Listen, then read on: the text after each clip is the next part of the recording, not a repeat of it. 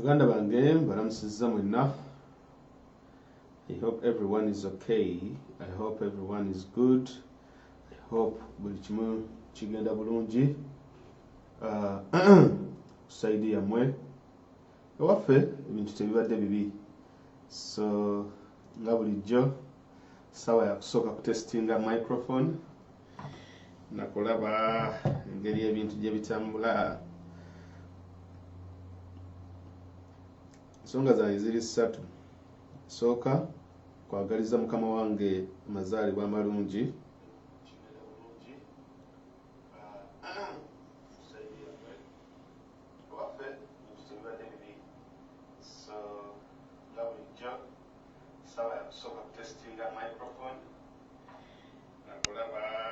Nice. See happy na sound yange no. I'm not happy. But muninde katono guys, just 1 minute. Lero munzise. The sound yange tebera ko. I understand. But just bear with me, right?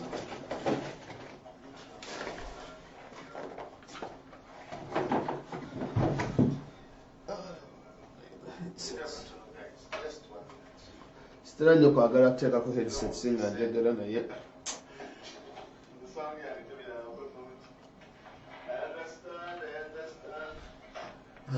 Rachel nzise leero naye nja kutereeza.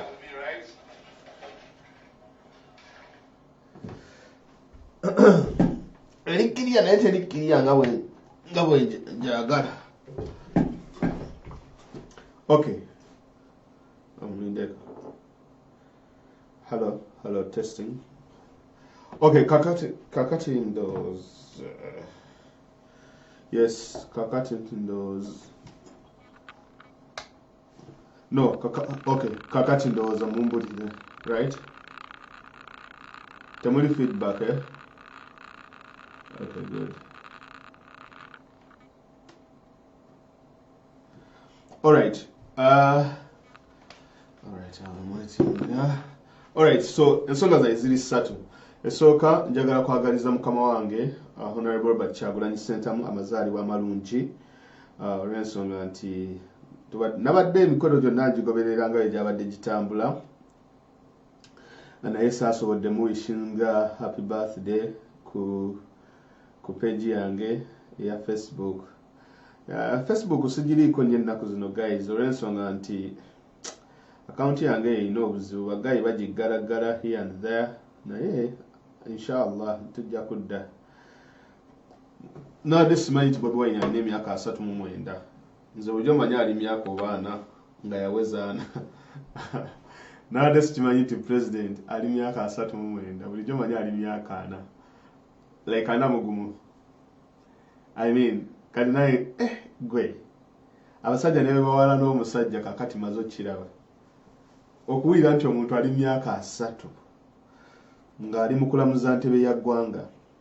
Omuntu tayinza butabeera gundi. You see most people abasinga okuwala na Bobi Wine tebamuwalana nti lwakuba batasobola kufuga, nti batasobola kukola bintu. Abantu abasinga okuwala na Bobi Wine, the reason as to why tebamwagala is because he's young. That's it. Kiki kyokka ekintu ekiwalanya Bobi Wine it is to be young. Era oli takikulimba. Kati nze nayo ndi myaka 3 early 30s. Naye kakati nange neerabira ddala mu kifaananyi kya Kyagulanyi. Like I can relate easily with him. Mwana gayi muto. Naye by the way that is what the world is today. Kubanga Uganda webanga 77% of the population is below the age of 30. You see, Museveni last week yagamba, a few weeks ago yagamba, Bobi Wine is not a youth. He's not young. Why does he say that he's young? Kaya tugamba okay fine, Bobi Wine is not young. Naye ate gwe gw'oli muzeeyo okaddiye. Tutuuse n'okwambaza waliwo eno pampa abakazi gye bayita pampa kapale oba pampa kapale mugiyita mu Uganda. Museveni batuuse omwambaza pampa kapale, right? because omuntu buli w'okulenjo n'okadde w'okulodda buto ye egijje tajoogerako ali mukoza Bobi Wine is not young, which is fine. Naye nabadde ku mulimu nga nkoberera omukolo ogwabadde, you see, kijja kubeera kibi nnyo Uganda yaffe okuba nti tutuuse Museveni okuba nga atufuga naye nga we have to put him in care. Tulina omulabirira. We do not have that resources as Ugandans. Tetulina budde obwo, tetulina ssente ezo. Kiwira. Kubeerawo nga tulabirira president. Just imagine president yalidde awomerwa nnyo omuzigo, alidde omuzigo, alidde biki, and then you have to take him into care. No. Mwewale nnyo abantu bateeka mu mbeera eyo eya care. Ffe emirimu abakoze ku mirimu gya care tetwagala kubeera na mukulembeze gwe tugenda kuteeka mu care mbwate tutandika omulabirira then afterwards ajja afuga eggwanga. No. That's not going to be acceptable.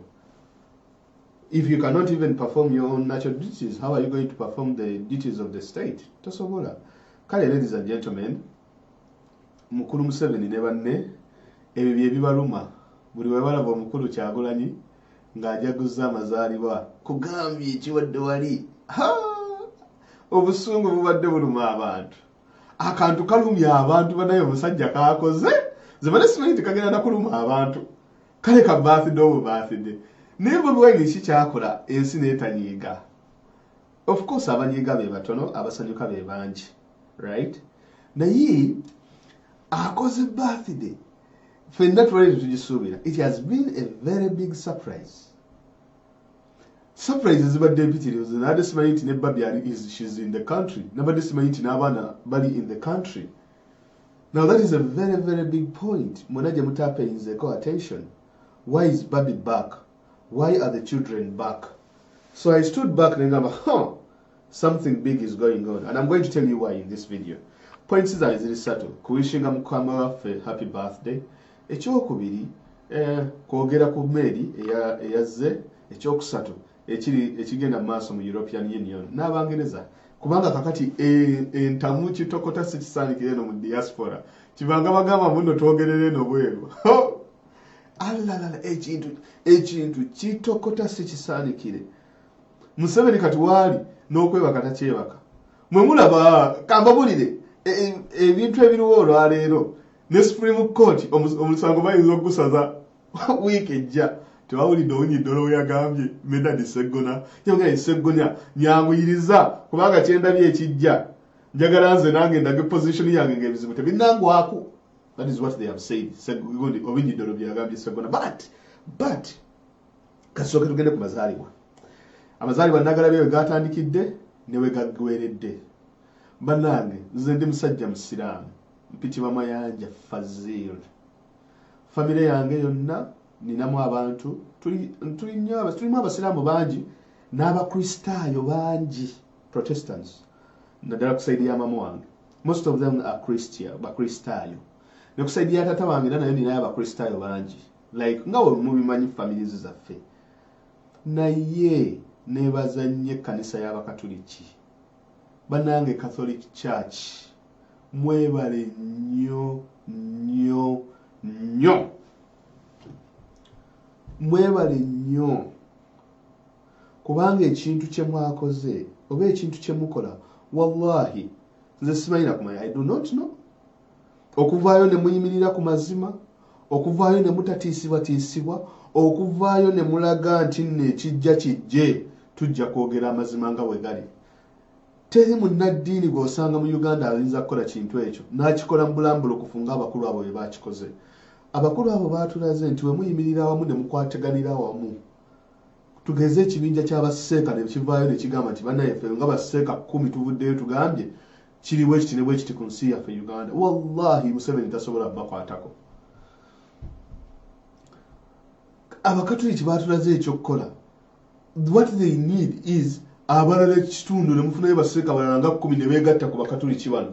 Ne mufunayo bafaza babuuli abalala nga 10 abakristaayo ne beegatta ku baseeka ku bakatuliki bano. Ne muforminga a religious entity egenda okuba nti nno etereeza ensi yaffe.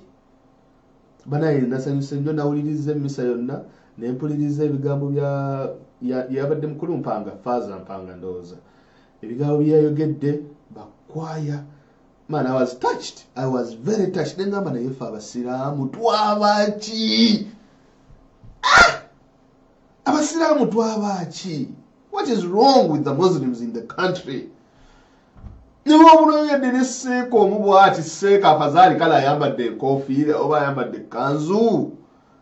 Ffe tusinze okubonaabona mu mulembe gwa Museveni guno naye ate ffe tusinze okusirika. Abasiraamu kiki? What is wrong? What is wrong with Muslims in the country? Kati Bobi Wine bana mulangira kuba president. Ani gwe mugenda okubanja? Whom are you going to demand your stuff? Ani gwe mugenda so koleke. Omusajja abazotula mu ntebe, right? Ncholo nga muvaayo nga mujja mu muzumya ejjubba n'amakanzu gammwe. Maybe ngo muba muli wa Museveni, that is okay. Right? When muba muli wa Museveni, it is okay. Because in politics, neutrality favors the oppressor. That is it. Goolaga nti oli neutral, that one favors the oppressor. Afazali nfundako mubajje gwe mmanyi nti okay mubajje ye ali wa Museveni.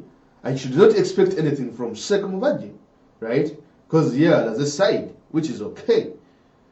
Naye abasiraamu abatabuliki basinze okuba emiggo mu Uganda awo n'okubayisa obubi okufaako obufi okubachunya okuli ku batabuliki sikimanyi nakumanya. Fine. Ffe tujja kusaba Allah, kambabulire singa buli kintu kyali kyakusaba.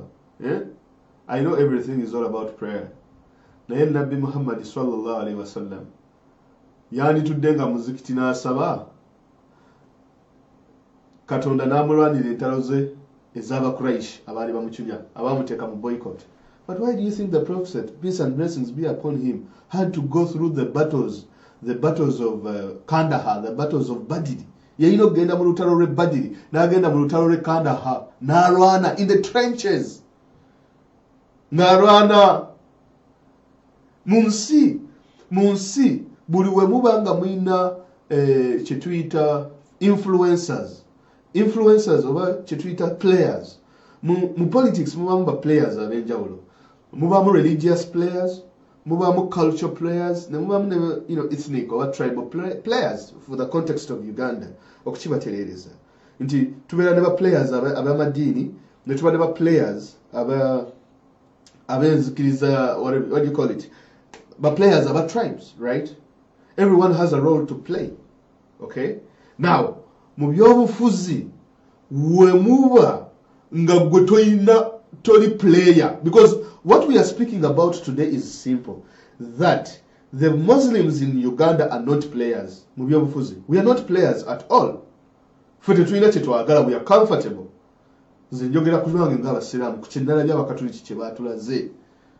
Oh my God.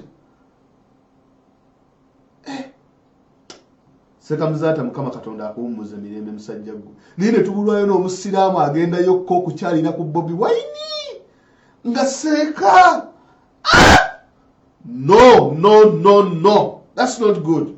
It is not good at all. I'm very tough. I'm very tough. Ndi musunguwavu eri ab'enzikiriza z'Obuyisiraamu. Bapasita bakyazizza omukulu mu bifo eby'enjawulo. Bafaaza bazze ne bamusalira ewaka. Naye omusajja alwanye okumala emyaka 3 ye yeesitula okwetwala mu basiraamu. Teri basiraamu beesitula kwetwala gy'ali kubabuulira nsonga za busiraamu. Kiki tetunyoonya as Muslims in the state? Are we players?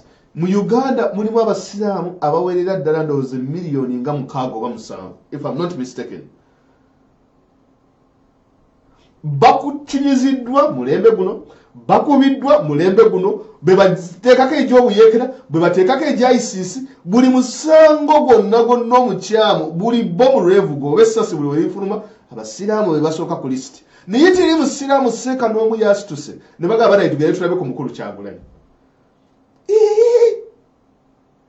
Okay, kati ng'atutte obukulembeze nga naffe tujja tusembeza amajjoba musobo Bobi Wine tuwe ebyobusiraamu, ebyobugagga by'obusiraamu babituwe ng'ali abikuwa era naye ayina kusooka kufa ku baki ku bakatuliki. And I cannot blame Bobi Wine. sisobola kumubulaminga okuleka nga abakulu bano batugamba abakulembera obusiraamu mu Uganda nti bo batambula naki na Museveni, which is okay cause yatuwa n'emmotoka naye netubulwayo ne baseeke abakutte enkota y'ettooke ebbiri nti bazitutte magere mwe. Oh my God,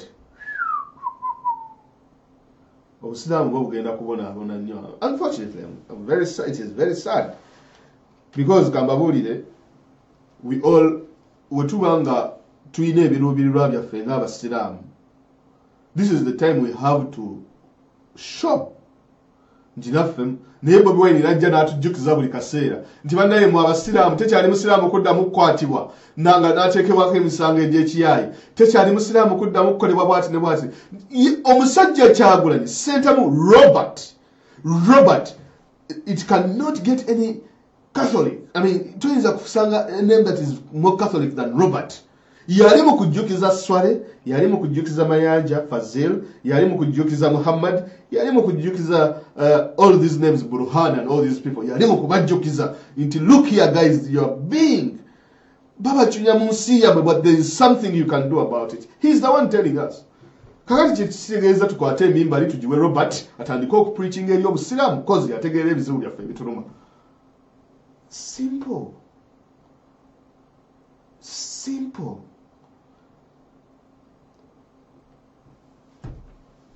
Yategeera ebizibu byamu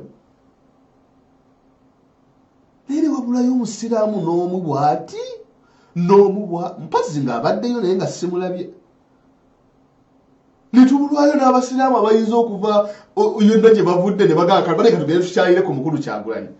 Omusajja agenze mu kyaki, abakyaki bamuinvitinze naye Bobi Wine okugenda ekibuli agendayo kuziika. Kale katulinde obaani agenda okufa ekibuli kweluna era ddeyo. Mukama Katonda ya Allah wandi tuyambe naye tuli bubi fa abasiraamu ba Uganda tuli bubi kozi kakati tulinda musiraamu afe agende ekibuli Bobi Wine, tulinda musiraamu afe Bobi Wine bamuyite ku dduwa ya 40. Ffe tusigaliza platforms zaffe za 40 za dduwa za gundi za kufiirwa nti sina we twogerera ebituluma naye Kyagulanyi abeera zate yatubuulira ffe ebituluma. Really?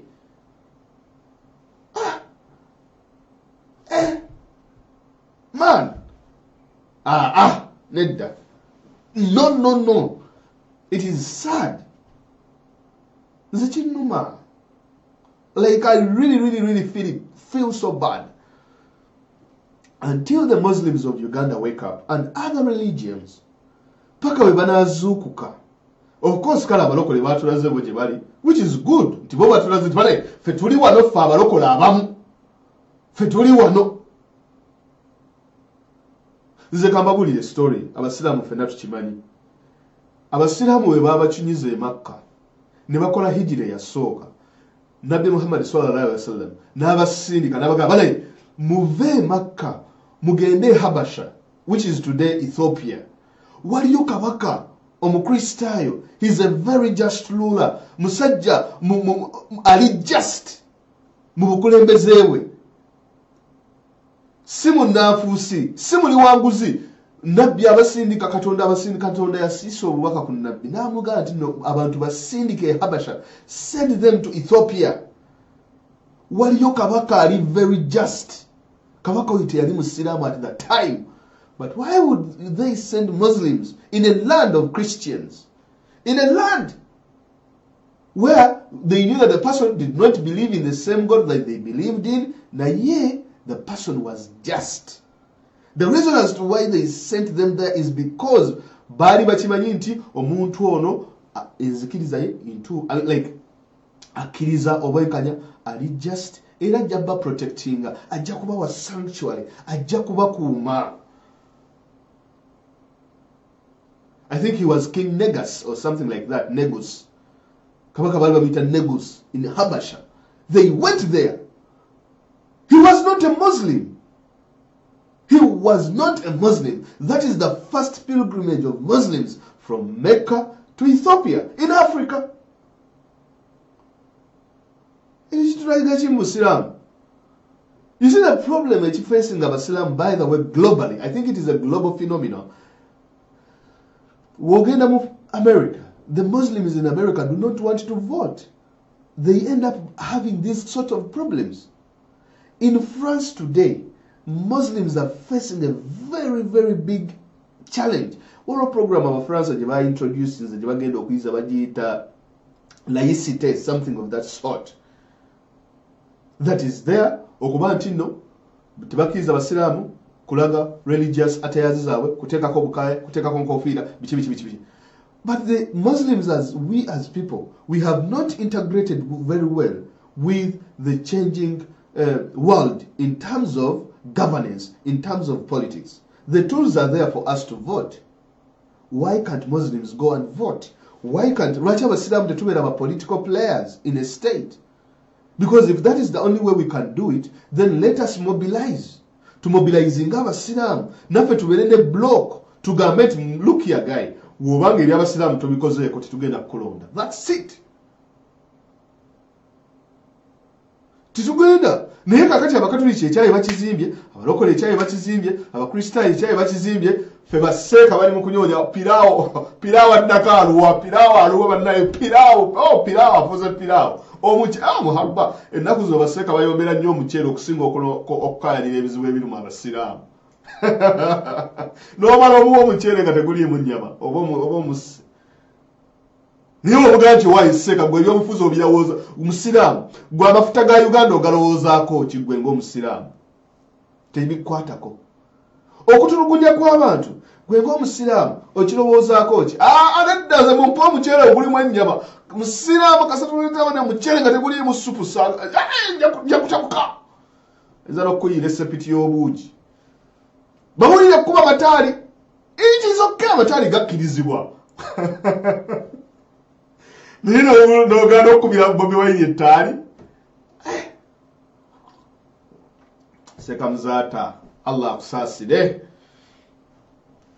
Allah asaasire seeka muzaata bannaaye. Naye atuwa omuntu asobola atuddizeewo omuntu ow'amaanyi ennyo ayalinga muzaata. Era ne Allah awa abasiraamu okubbulukuka oba okuzibuka amaaso nti tetulina kulinda kufiirwa, tetulina kulinda dduwa, tetulina kulinda biki okusobola naffe okubeera ba players mu byobufuzi bya Uganda. Kambabuulire nga nva ku point ya birthday. Ensi Uganda we yali etandika bagitandikira ku misingi gy'amadiini, by the way. Kyova olaba amasomero agaasooka gaali g'abagundi churches. Obusiraamu, by the way, these people, the problem is tebasoma. That is the problem. Obusiraamu y'eddiini eyasooka mu Uganda 1844 ye yasooka okujja. Kyemuva mulaba the reason as to why mwambala amakanzu ku nnyimba baziyita bakyezo bye mugendako okwanjula. Eyo ekkanzu, it was not an attire for Baganda. Abaganda twayambalanga mbugo n'olusiba wano bootire n'otambula. Abasiraamu bye tuli mu kkayanira. Bannayo olubugo osobola oddusaaliramu, tusobola ddusaaliramu. Ebyo bye tubeeramu olubugo ne lufuuka olubugo. Naye obubuuza ati owaayi musiraamu, parliament bye yayisizza wabitegedde? Saagala kubimanya muzayo ebintu bya dduniya. Okay, kale. Okay, wulira. Eddiini y'obusiraamu ye yasooka mu Uganda. That is why mwambala amakanzu. That is why people balina turbans. Mugende mutunulire bakabaka abasooka abankole aba Buganda. They all had turbans. Those were influenced by the first Arab traders that came to the kingdom, that made contact with the kingdom. They introduced the kanzu, the tunics, the dress, the turban, enkofiira, n'ebintu ebifaanawo ebiki. After 20 or 30 years, that is when Christianity comes. Christianity, olwokuba nti bo baali ba missionaries ng'ogwabe gwa spreading Christianity, it managed okubanga spreading all over the country. Niyo no history w'abasiraamu nene tetulina na abasiraamu ebamuko, in fact abantu balowooza abajulizi be batta baali bakatuliki bokka. Niye Muwanga even killed Muslims. Muslim matters are there. Kakati waliwo ayinza okwogera ku basiraamu abajulizi abattibwa Muwanga. Abamanyi bakatuliki. Olwaki abakatuliki bali organized, ekyabwe bakisukuma, ekyabwe bakitambula. They are state players. But players in a state. They are players.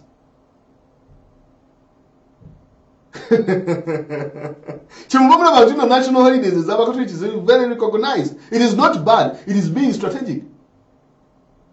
Kubera strategic. Esawe tuse yokubera ba players naffe ateka akati tuli mu kunyonya pirao. Oh banayo nzinage nali nnyo bintu bya pirao. Sigamba ati nokulya pirao kibi. Kuba pirao aleeta baganda baffe atukunganya ne tulya. Naye nange nali ndya nnyo pirao era mufumba wane waka muwomerwa. Naye I cannot kumala budde bwange nga ndya pirao at the expense of n'ebintu munsi mwempangalira. Edini yasooka mu Uganda. Edini yasooka mu Uganda nebanga it is not a player in the politics of the country. Really? Omusajja Kyagulanyi najja n'atujjukiza nga ffe buli kaseera. Man, muli bazibu mukyuseemu mugende magere mwogere n'omusajja mutuule naye. True, mugende mutuule naye mumukyalireko mumulabeko. Fana tuli mu kintu kyekimu. Fana tutukulugunyizibwa. Tulina ebintu bingi nnyo ebitugatta ffe ne Kyagulanyi abasiraamu ne Kyagulanyi. Mulina ebintu biyitirivu nnyo ebibagatta okusinga ebibagatta mwe ne Museveni. Ekisooka babayita bayeekera. Mwenna muli bayeekera abasiraamu mu Uganda. Mwenna mutulugunyizibwa. Mwenna muwambibwa. Mwenna mukubibwa amasasi muttibwa mukoonebwa. Kirumira Abiriga Bawanas Mama Fina Baseka abattiddwa, all of those people. Compare that with Gundi, with Bobby Wine. Abantu be bonna battiddwa, abantu be bonna bali mu makomera babateeka mu court martial. Gibabawozesiza batulugunyizibwa babalisiza mu zimagalo babatayiridde emirundi ogwokubiri. Bannange, what is wrong with the country? What is wrong with Muslims? Why aren't we players? Kamba bulire mwe mujja kuddawo muwoze nti nedda abasiraamu nzisiraamu mukolo gonna gugatta abasiraamu mu Uganda nti obakala abasiraamu bavuddeyo batuzidde bateese ku budget. Tetulina na kibiina kigatta abasiraamu. Naye baganda baffe balina Uganda Joint Christian Council. Kakati ne bajja olwo ne basooka ne bateesa mu Uganda Joint Christian Council, then ne bajja mu Interreligious Council. Akiikirira abasiraamu mu Interreligious Council bamuyita mubajje. Ali mu kutambuza gundi agenda ya Museveni. Ate ffe we need an alternative agenda.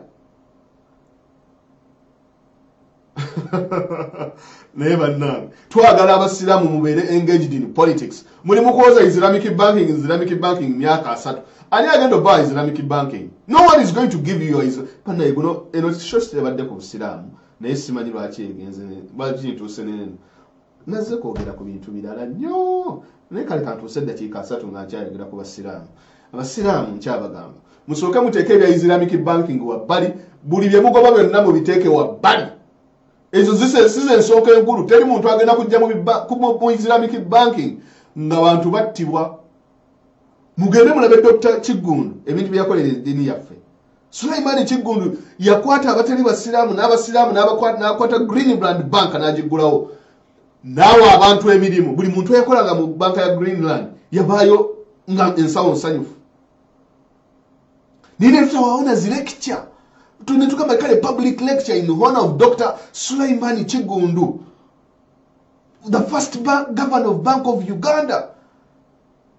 Omu ku bantu aba overseeing SAPs, structured adjustment programs, na improving economy ya Uganda. No mutebire yagenda okujja yasanga kiwedde nga Dr. Sulaiman Kigundu mu kintu amazo kitereza. Nagulawo banks mu Tanzania, nagulawo banks e Rwanda, nagulawo banks e Kenya, Greenland. Niene tuwabulayo ne economic lecture ngeyogera ku Dr. Sulaiman Kigundu. Rimwe. Ebintu gatta abasiraamu mbimanyi kufiirwa wali waliwo mawuledi wali waliwo ki naye tuganye okujja mu secular okutegeera statecraft okubeera aba players in the state. Tulemeddwa okutegeera ekintu ekyo. Wiremeddwa. Nze simanyi. I really don't know. Naye baganda bange eyo nga nvuddeyo. Katwebaze omukulu Kyagulanyi okutuuka ku myaka 39. Nze kanjogera ku lw'abasiraamu. Abaseeka abatazze. mukadde waffe Bobi Wine ssebo tukuyozaayoza okutuuka ku myaka 39 era tukusabira Mukama Katonda akutuwangaalize kubanga oli musajja ali just oli musajja alina obwenkanya oli musajja gwe tulinamu essuubi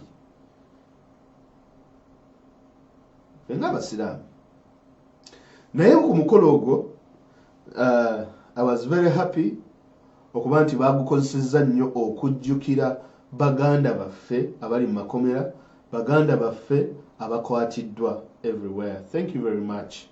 Speeches zonna naziwulidde ebigambo by'abantu bye bayogedde. I was really inspired kuba nti nno abantu bazze naye bafather really bankoledde omukolo Fazir Musaala n'abalala I mean bali bagayi man bali bagayi balina lo mugiyita mu lo ennaku zino babadde bali mu lo ba Fazir Musaala. Really, these guys are really good. I was really happy with what they did. Ebigambo Fazir byayogedde now n'alabula ba MPs obutava ku mulamwa n'abagamba nti nno bye balidde bye balina bibamala temugeza ne mutuuka eri ne mwekyusa.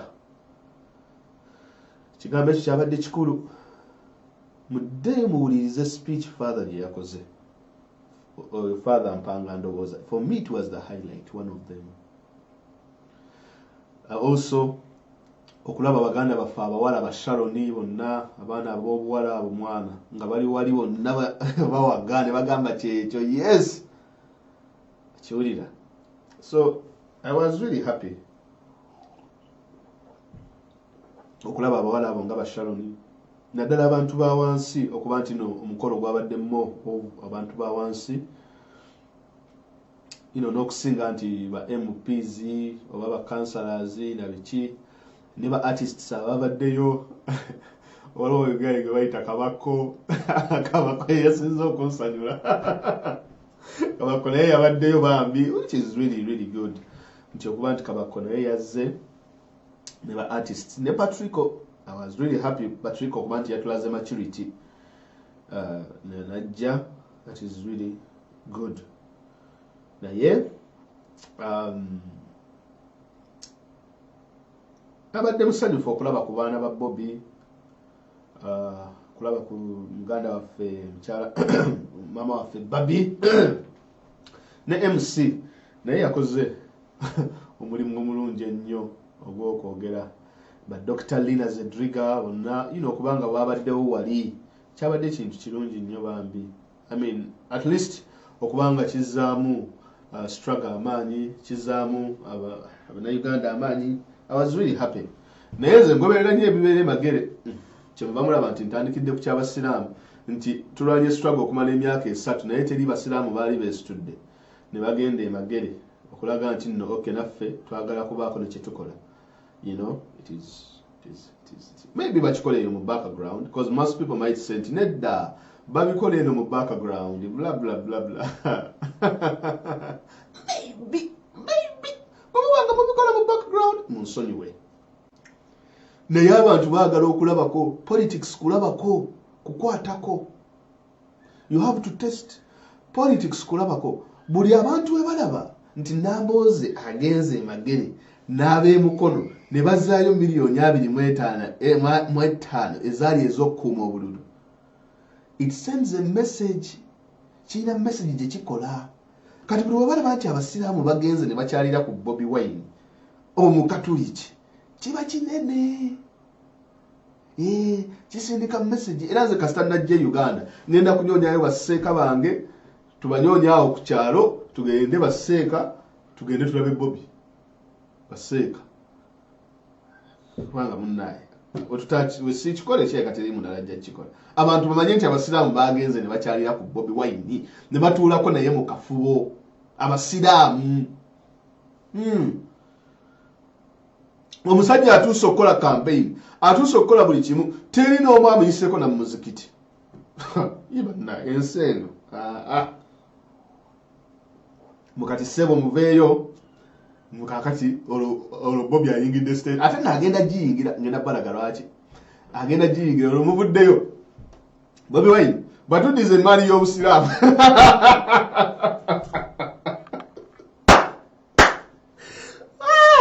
te Bobi tudize mali y'obusiramu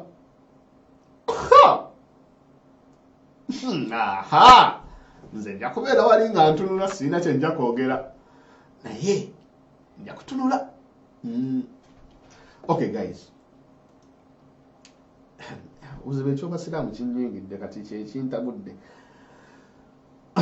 kale naawe yo kanveeyo completely ngena kanveeyo bwe nti ekiriwo mu abasiraamu nno kakati abeekwasa emmeri temwagirabye eri e Mombasa emmeri yazze e Mombasa ennyonyi olwamaze okudookinga bweti helicopter e Uganda neegwa nemmanya lubaze emmeri bagiyita Hashi Woodrow inakonda bewano ngena gibalaga emmeri eyo bagiyita Hashi Wood Williams kasita yakonye Mombasa continent yonna negugumira bweti helicopter Uganda nezigwa hane ngaba naye akasajja leero agenda ate helicopter yabadde wali kumpi n'ekisaawe Entebbe ate ekisaawe kiri kumpi ne Coast kati olwadookinze bweti e Mombasa nejugumira egundi nejugumira yonna continent gwe kiri wa Museveni okimanyi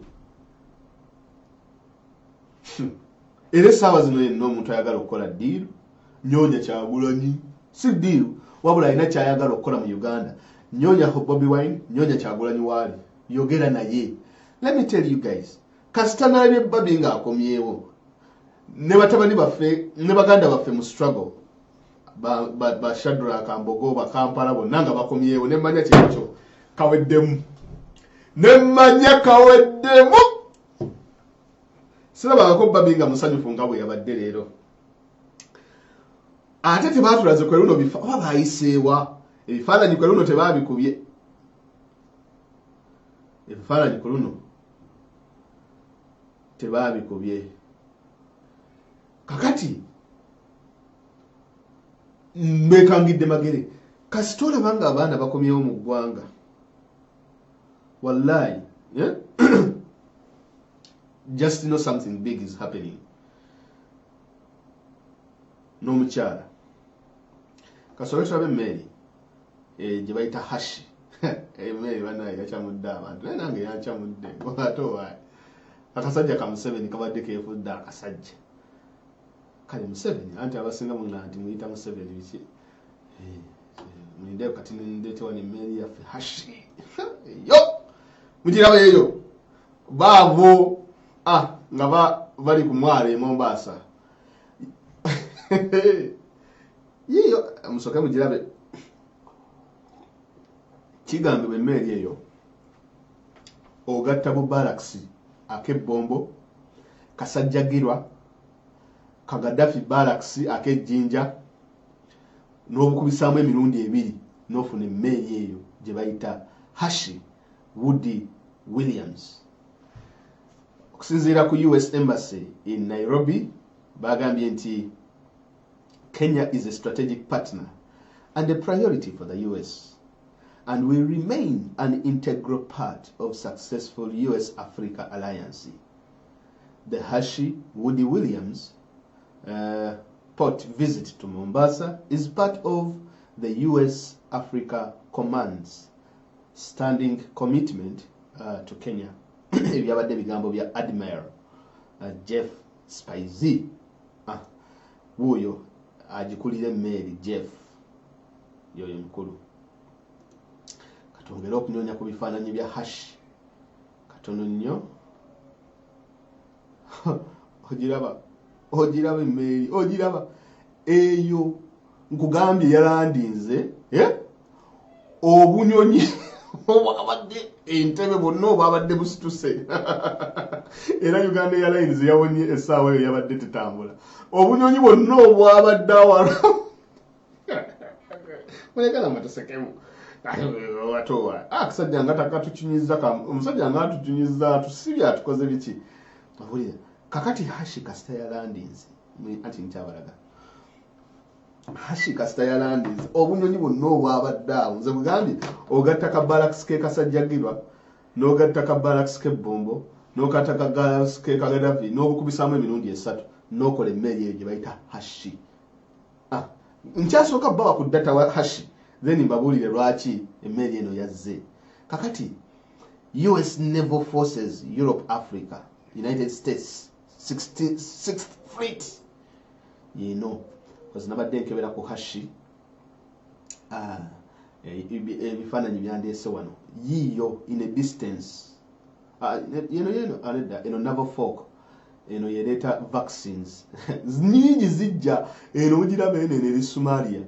Every sailor in blah blah blah strike group will be able to get COVID-19 vaccine tomorrow at naval folk before the upcoming vaccine deployment. Somalia eno weve Somalia ejja Mombasa nayo ogiraba eyo zonna bazireese mu regioni. Katika musuka chokera gende ku mmeri ya hashi musoke muzireke hashi mani yazze mabegako so tweets zino ziri walako but don't temufaayo nnyo. Alright, nsonyiweko okuscrollinga nnyo but I just want to get the mail here. Jirabe erwa ero meka 10 yajjanga 8 nindeko just amaaso gammwe gayinza okuba mutimufaayo njagala balaga emmeri yaffe eyo emmeri yansanyudde emmeri yagigumiziza continent yonna yiino kati yiino this is US nenda njagala bifaananyi bya gundi bano bafala wabano ya Captain Michael Concanon Defense Kenya Monica Juma during the distinguished visitor visit. Hashi Wudo Williams kati yiyo hashi mugiraba eyo kigambibwa of course elandingako jet elandingako tanka buli kimu buli kyakulwanyisa eyo military, by the way, eyo military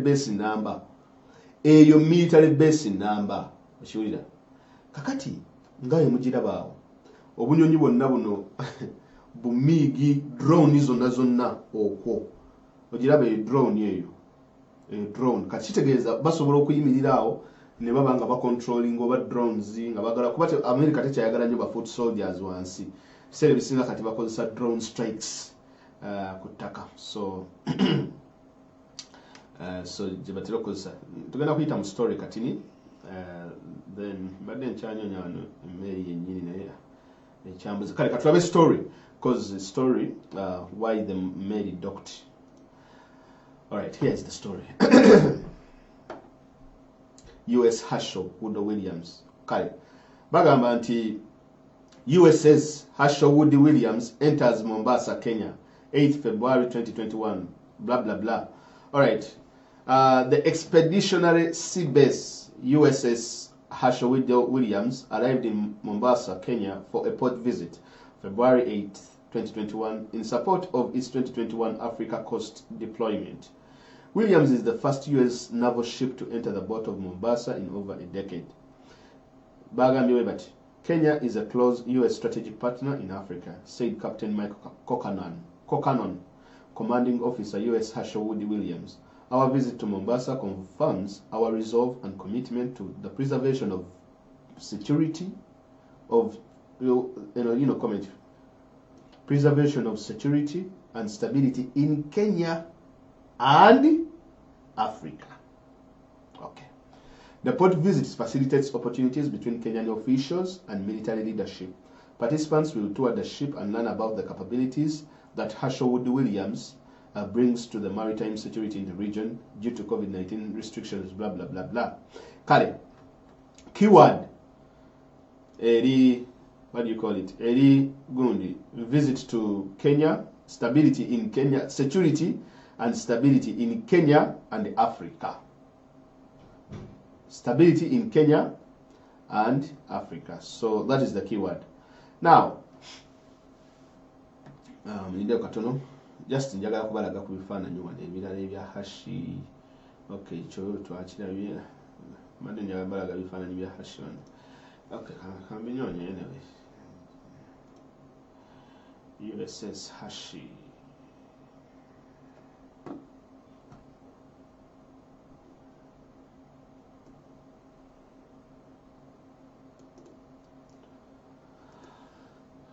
Right. So, okay, agenda kugundi, just my simple analysis on why it actually, what it means for Uganda for this ship to be there, because abasinga mubadde mumbuuza. Naye nkyagala kulaba just kifaananyi kinyeza kukozesa. Kakano ka video, kale katusoka tulabeka video kana kahashi. Yiyo email yiyo barracks na I don't know. Okay, kale mugiraba musisi ne waayite enkuba ne weetonya yiyo email yiyo ogiraba barracks ziringa barracks 10 eza Uganda. Yiyo email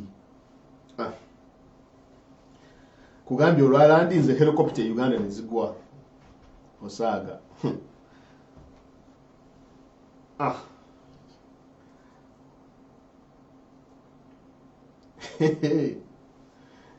Agenda omusajja agenda.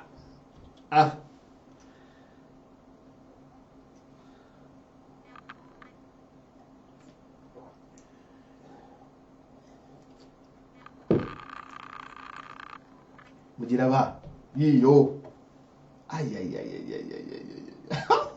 kano ka video wa Museveni yakalabye bannaye mukamusindikire Muhozi oba yakalabye Muhozi eno talina gitweetingako omanyi ayagala nnyo ebyamagye Muhozi munnaye akasajja ako kaagala nnyo ebyamagye kale takabitegeera Muhozi bino tabimanyi Muhozi ako ka video mukamusindikire mumugambe Hashi Williams yatuuse kakati in our midst. So okay, now kasoke tuveeyo kasoke kati nkomewo. Okay, kakati nga tubuddeyo ongamaze batwalako mu tuwa ya Hashi ebyo mufuna wano ku Kyoto naye omala ate ne mutuvuma kakati nga tubuddeyo ku tuwa ya Hashi. Yeah. On a serious note, okay. On a serious note, my simple analysis as to why America had to bring a military base in East Africa on the coast of Mombasa. Definitely, it has strategic interests. Interests in Yinjinyo, but having a military base is something to deal with peace, security and stability. Now, fena tukimanyi bulungi nti mu America kakati waliyo obukulembeze obupya obwa Joe Biden. Ate Joe Biden yaliko vice president mu government ya Obama. Kyetulaba right now is that nti Biden agenda kuleta nnyo policies Obama. He's bringing back Obama's policies in one way or the other. There is a very big shift in his policy on Africa than Donald Trump. Kuba Donald Trump ye policies yali kwegamba he completely ignored Africa. Africa, almost 22 countries, they had no ambassadors allocated to them. Era Trump teyagala nnyo confrontation. Whereas in Trump's administration, mwalimu abantu nga John Bolton, who thought that confronting countries like Russia and China would be the best way on how to approach Africa. For Trump, Trump intervention policies are in South America. But now, okulaba nti Hashi Williams is in 10 years, it is a very long time, by the way. The last time it came, it was around Bush or Obama years. Now, these guys, on a guy's policy, this one, what do you call him? Joe Biden's policy is again head on in Africa. They are bringing now military bases. Ekyokubiri, they want to prove to the world nti bakyalina, they want to show that they are still, the purveyors of democracy, nti bebatambuza democracy mu nsi yonna era nti bayimirira ku nnyingo za demokrasia ne rule of law in one way or the other. Kakati, to understand why America is a military base yayo yonna ku coast ya Mombasa, because look here, there is no doubt nti Museveni yali the best darling of these people of America for a very long period of time. Nga tewali kikolebwa mu East Africa oba mu Great Lakes region nga tebeebuziza ku Museveni. Okugenda e Rwanda, okukola buli kimu ekibaddewo e Congo, South Sudan, buli kimu nga beebuuza ku Museveni. Kati nga gwe balabanga stabilizing force. Now, the first reason as to why this made Dr. Mombasa, first of all, is there is a shift in what was shift in terms of the regional superpower over the regional player in East Africa. Now, the regional player in East Africa is Kenya, because Kenya is a somewhat stable country. Is playing a role Museveni Jabada playing. When Uhuru Kenyatta congratulated Museveni on his election, Uhuru Kenyatta had to delete the tweet in order to save the face of Kenya and also his position on where he stands in the world. Because see, America yokaye itaddewo military base, naye ne China nayo etaddewo, sorry, Bungereza yataddeyo military base to train soldiers of Kenya as well as soldiers from different countries except Africa, except Uganda. Now, Kenya's policy ennaku zino egenda shifting away from the Chinese, because this is the other reason as to why the Hashi is here. Is because is to check on strategic interests of America as well as to check on the Chinese. Kuba checking how are they doing? Because tushimanyi bulungi abachina bali mu kuzimba omwalo e Tanzania okumanyi Bagamoyo port samu mwalo gwe bazimba. This gentleman Magufuli yabawa contract. Tushimanyi is Mozambique binary interests, and also in what is going on in Mozambique as well as ISIS. Now, I'm just giving you a brief background to understand, because in a military base number, ekwataganira ddala okuva Sudan eri waggulu, then paka eno wansi mu Mozambique, South Africa. Because in a pirate problem, ku Horn of Africa, Somalia, bichi, then of course the biggest crisis is zibadde on America's nimi za America is Uganda as well as Ethiopia. Now Ethiopia tumanye kigenda maaso wakati wa government ya Abiy Ahmed and then the TPLF. Then of course ngawe nabanyonyola luli ebiriwo and so on and so forth. Kakati bino byonna Uganda ejiramuwa. Ekisooka Museveni bamutemyeko ebiwawaatiro byabadde asuubira nti akyayina. Chovolaba nti investments mu Uganda tezikyaliza. Chovolaba ne UN yali eyagala kujjawo. I think by this year bagenda kubanga base yaabwe bagijjeewo Uganda nga bagitadde Nairobi, Kenya, because it is going to be much easier. It is going to be, Kenya is proving to be a more stable country. Now all that will be proved in 2022.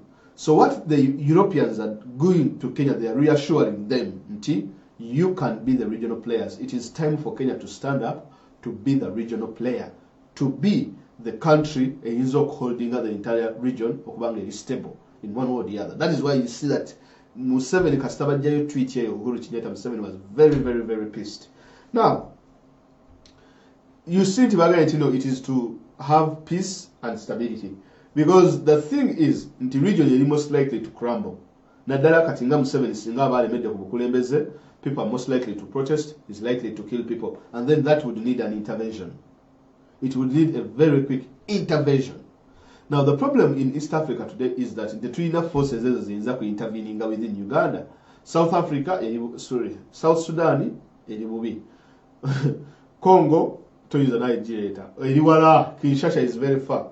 Rwanda at loggerheads with Uganda. Burundi non-starter. Tanzania in cahoots with Museveni. Kenya in neutral. You get it? So what that means is, in case of anything that happens in Uganda, and war breaks out or violence breaks out or things of that sort, they should be ready to intervene. They should be ready to handle the situation. The other issue America okusitula base yayo negireeta ku coast ya East Africa waliwo policy oba waliwo ekintu kyetuyita deterrence ekintu kiyita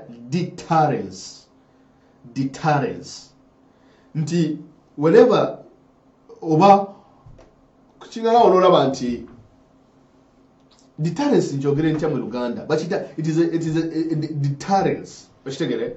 The reason as to why these countries have military bases all over the world is nti walaba nga waliwo flaga ya America kitegeeza tajja kuzza musango kitegeeza ntajja kubaako na kyakola ajagamba you know what let me do the right thing because these people bali ku nozi yange bali ku nyindo yange bweti kitegeeza bali ku nyindo yange like I whatever I do bajja kuba bandaba so let me keep away from doing crime. It is called deterrence.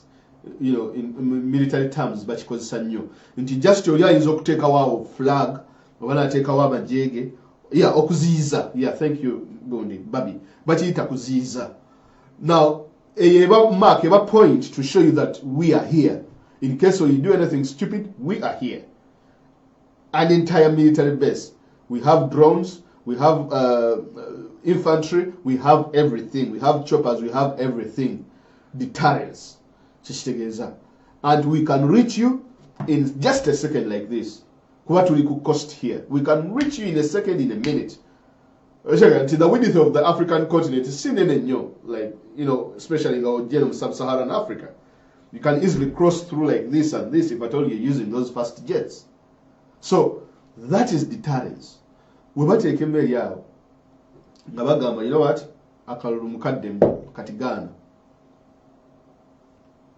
Katigana. You see, you refuse. Now the deterrence not only does it work for because a man here your category is validated them 7 of course. No. It is a military base in number like it is an entire military base. It is there to do so many things: intelligence, gathering intelligence, intervention, security, deterrence, and also checking Chinese checking China on the coast. One or the other. Because wakati wa Somalia ne Yemen waliwo Gulf bagiyita Gulf of Eden wayitawo nnyo ebyamaguzi bingi nnyo ebiyitawo nga bigenda munsi ya Europe. That is where they pass in the Gulf of Eden. So whoever controls that region, because the Chinese had built a military base in Djibouti, but also the Americans, I think, caught up and also built a base around that area. So they are trying to control the entire region because the entire region is very shaky. The World War conflicts of Sudan, South Sudan, Ethiopia, Eritrea, Somalia bagenda mu kalulu, Eritrea kiri bubi, bali mu bagenda mu lutalo ne Ethiopia yenyini is at war with itself. South Sudan nayo egenda mu kalulu. Nayo peace to be achieved, and the Americans look at this as their own making, and they are also blaming themselves also that Trump didn't manage to intervene in Africa. Kakati, they have a lot to catch up with. Now countries like Uganda, Ewali Museveni, he has been exposed. Buli chimugwiride abadde abafleecinga off their money. Chobola kati Museveni agenda kujjayo amagye Somalia. Trust me. Because they have brought their own fleet. Because what they are doing now is this. Inti bagala making sure until they end the wars, especially in the Horn, the war in Somalia, bagala utalugwe. Because that is what Joe Biden's policy is.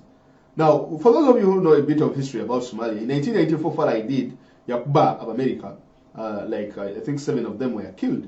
And then it caused a very big row. Then when that happened, the Americans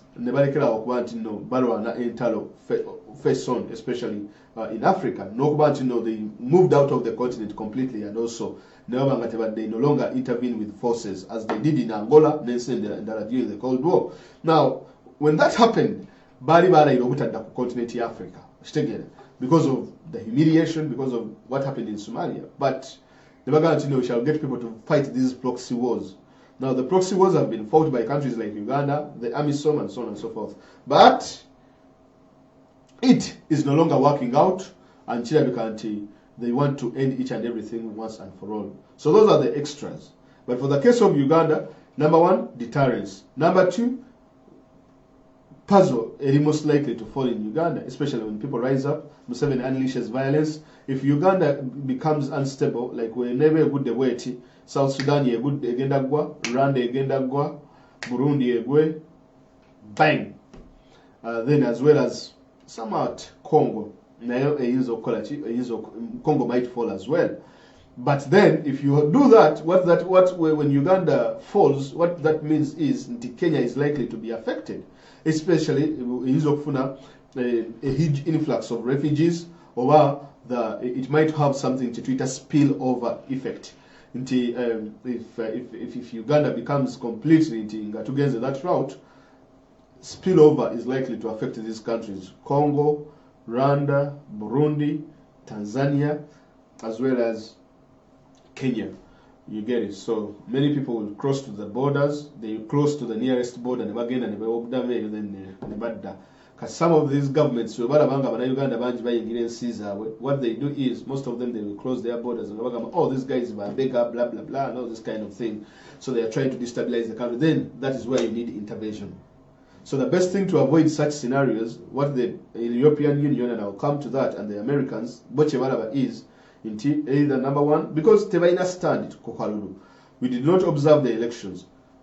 The election was unfree and unfair. Kakati is recognizing Museveni as the president. The best options did be, number one, either make a Kalulu Akapia where we can observe military and so on and so forth. Whoever emerges the winner in the rerun of the election, then that is the person go to Kugenda. But at the moment, they have not made up their mind. They have not made up a decision, and which is getting hard for the European Union, for the UK, as well as the Americans. And that is why Hashi is in Mombasa. Now, more good news. Twabali tukyali awo ate amawulire amalungi ne batudomolola ko amawulire amalala amasuffu. Awo naye abana ate leero luno kati katuwuliriza ebyabadde mu EU Parliament bannaye. Okay, katuwuliriza ka video kano, then nkomewo tulabe ebyabadde mu EU Parliament nga boogera ku Uganda. Banange diaspora mwebale omulimu mugukoze. Guys, omulimu mugukoze nnyo. Kastamula banga mutandise okuba nti nemwe mu EU Parliament, just not your mulimu. A fair fighting chance? Mr. Borrell, I'm sorry that I have to say this, but I find myself in a position to tell you that our ambassador, Attilio Pacifici, and to him that your post-election regrets are not enough.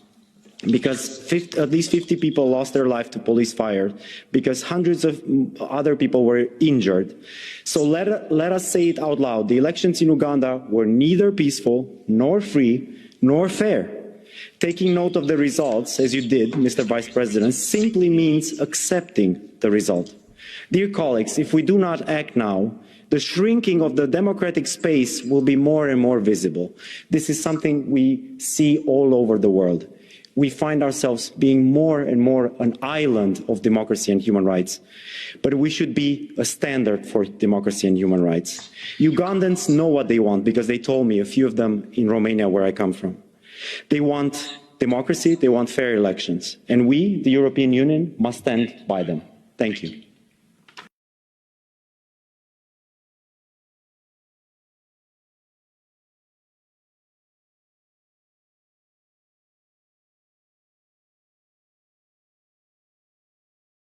Video akomukulu amanyikiddwa nga bamitani Niku Stefanutua Stefanutua katika tulize ne kana akalala. Yes. Merci, Madame la. Thank you very much, Madam President. Ladies and gentlemen, the Ugandan electoral campaign was marked by violence and by arbitrary arrests of the opposition of Mr. Museveni, Bobby Wine. Excessive force used by the police and security forces has seriously put questions over this whole electoral process, and we have the responsibility of not to sit by silently in the face of this violence and these actions. We condemn this violence and present our condolences to the victims. The elections took place in Uganda despite the massive reporting of irregularities. The Electoral Commission was not in a position to register more than 1 million young electors, claiming that there were not the resources to do that. They declared Museveni, the incumbent president, the new president for his 6th term, having carried out his mandates over 35 years. Despite this, the results of the elections are difficult to verify because the Electoral Commission has not followed the telling procedure. This is absolutely unacceptable and runs counter to democratic principles.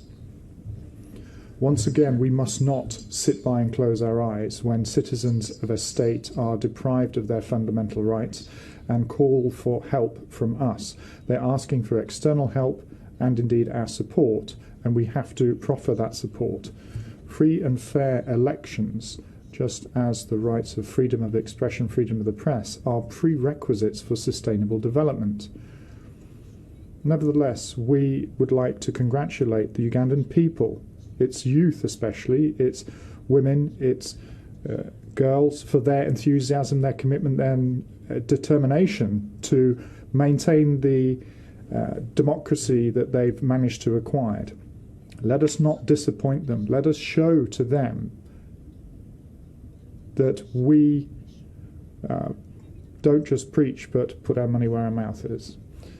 The COVID crisis cannot be a pretext to allow the Ugandan government to introduce laws which violate international law and violate the rights of citizens, including LGBTI citizens. We call on the Ugandan government to respect the dignity of individuals, and they facilitate the return for people to the cradle of creation. Thank you. Please keep your speaking time. Unfortunately, because of the technical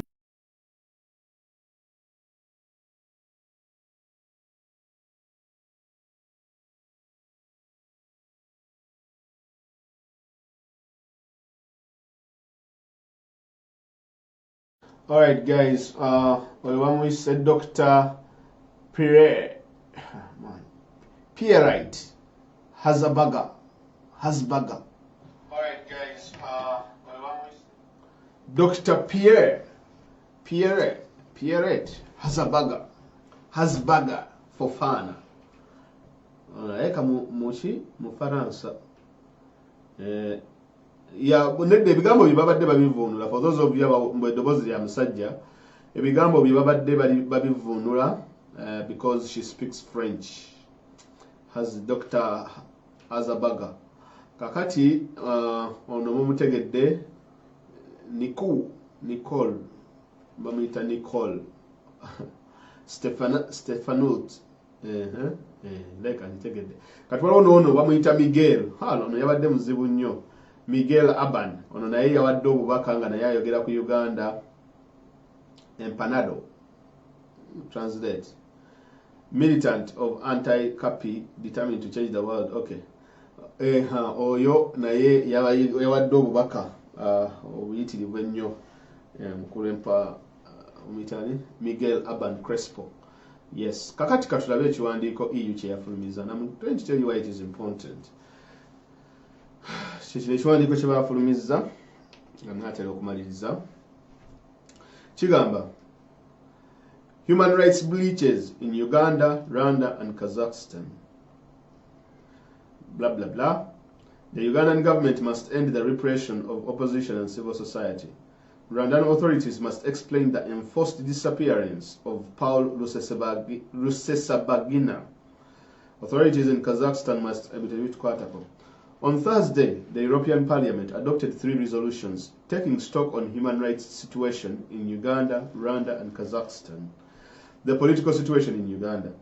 Parliament deplores that the 14th January general elections in Uganda were neither democratic nor transparent. MEPs, members of the European Parliament, also condemned the excessive use of force by the police and armed forces during the election and their growing interference in political affairs. The resolution condemns the violence, continued harassment, and systematic crackdown faced by political opposition leaders in Uganda, as well as the suppression of civic society. All those arrested and detained for participating in peaceful political assemblies or for exercising their right to freedom of expression and association must be released immediately and unconditionally and have their charges dropped, says the text. Finally, Parliament retaliates that sanctions against individuals and organizations responsible for human rights violations in Uganda must be adopted under the new EU human rights sanction mechanism called the EU Magnitsky Act. The text was approved by 632 votes in favor, 15 against, and 48 abstentions. See full resolution here. Okay. Mulindeo katono guys. Wano wensinga okunyumirwa.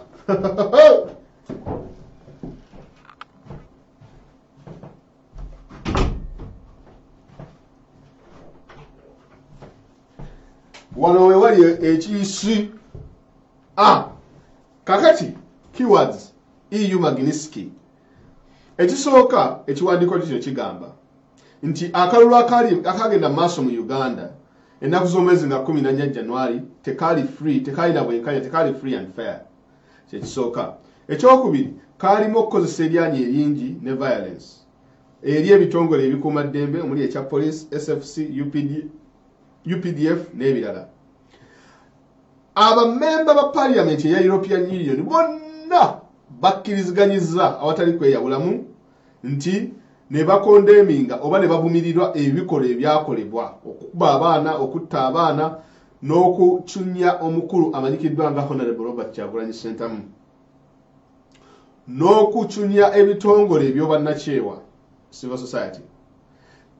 Abakulu bano bonna bakkiriziganyizza kimu nga nkuyege ne bagamba nti abantu bonna abaakwatibwa omuli Eddie Mutwe, Nubian Lee bonna ne baboogera amannya like mu statement bonna ne baboogera abantu abo bonna abaakwatibwa olw'okuba nti nno baali batekinga part in peaceful oba nga bali mu kuwagira abantu be baagala balina okuba nga bateebwa essaawa za leero n'emisango egyabateekebwako gyonna gye bagibweko ku mpaka. Parliament yakkiriziganyizza Parliament ya European Union nti bateekeko envumbo oba sanctions, babateekeko envumbo. Sanctions mukiyita mutya mu Luganda? Mukyala gundi yakimanyi ani baseka.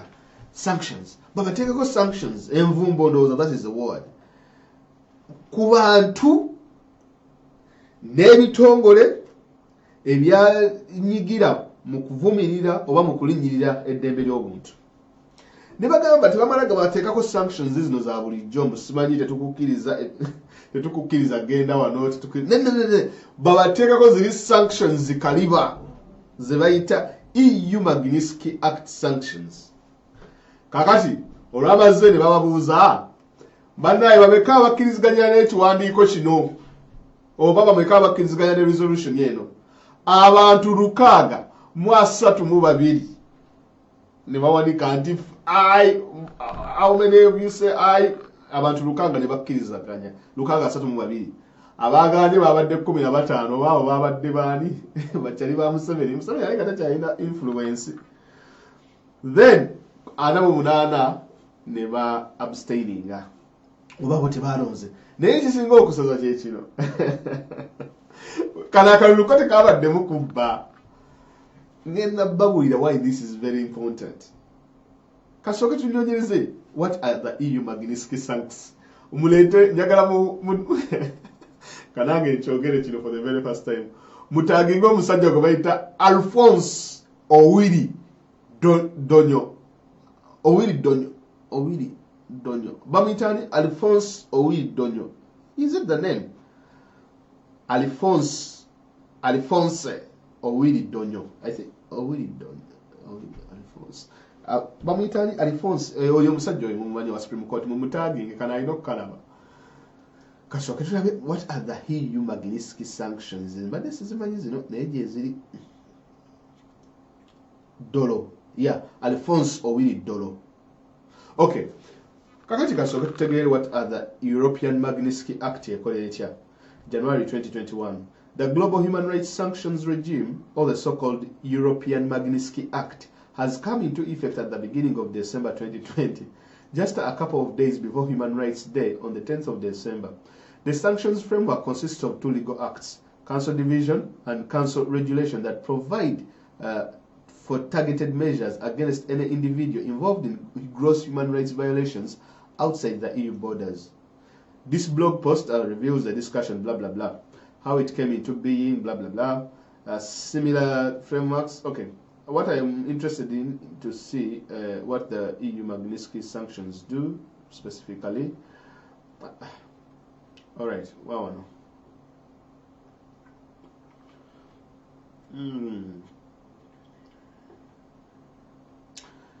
Okay. Okay, njaga kulaba how their sanctions work, oba bateekamu ebyessente, blah blah blah, ebyo ebityo. But I think they do.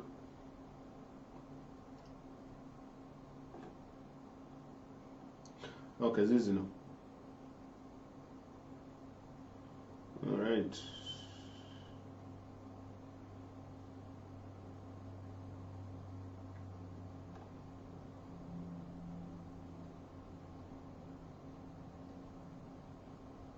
All right, I think they're the same. They're the same sanctions, which is good. But nah, Allah.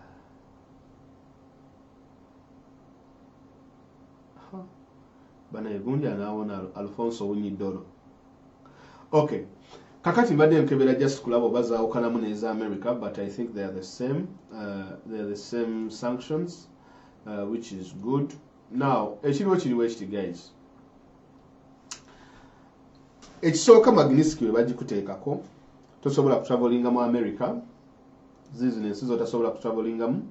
Tosobola kutravelinga mu America, Canada, European Union, United Kingdom, Australia, Moldova, ne Ukraine.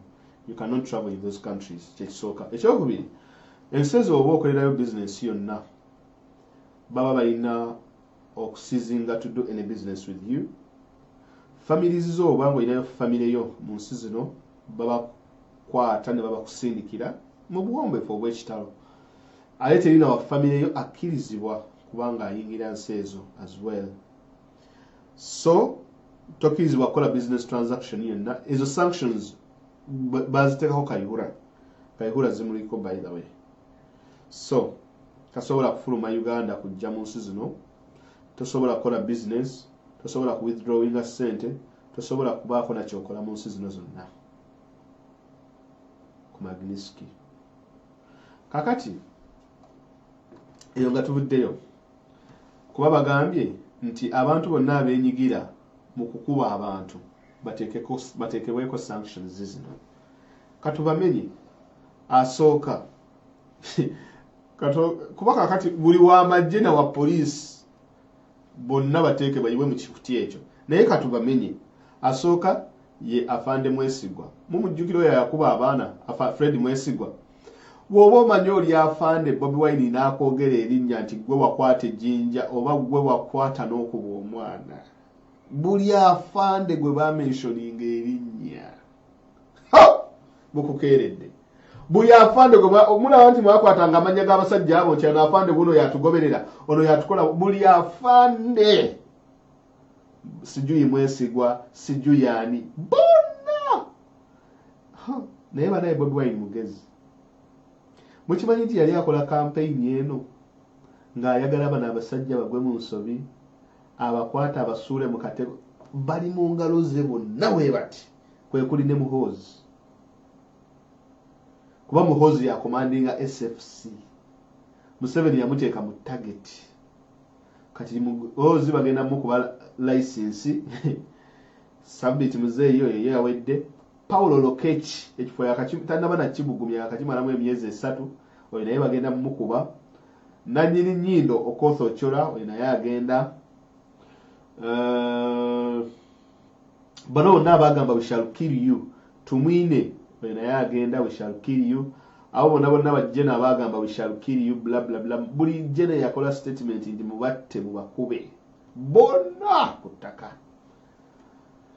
The biggest catch ensumanchi egenda okubaka ng'empuuta etandikirwako empuuta erimu ebika waliwo empuuta etandiki kati wabona bonna bwe bakutta obwo muhoozi bonna bwani obumaka nga sobola kati waliwo engege ngenda kutuuka ku mpuuta kati tugende ku ngege justice byabakama n'akakiiko ke konna bagenda babakube mwe muli Ajati Aisha mwe muli oyo mukazi omusajja byabakama mwe muli ne banne bonna bagenda bakuba sanctions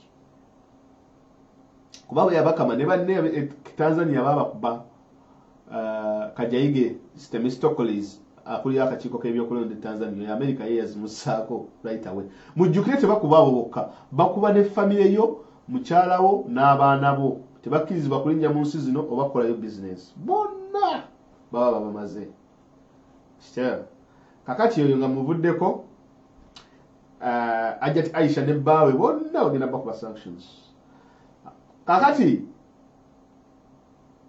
anyaddakaawo munzijukiza amannya g'abantu namwe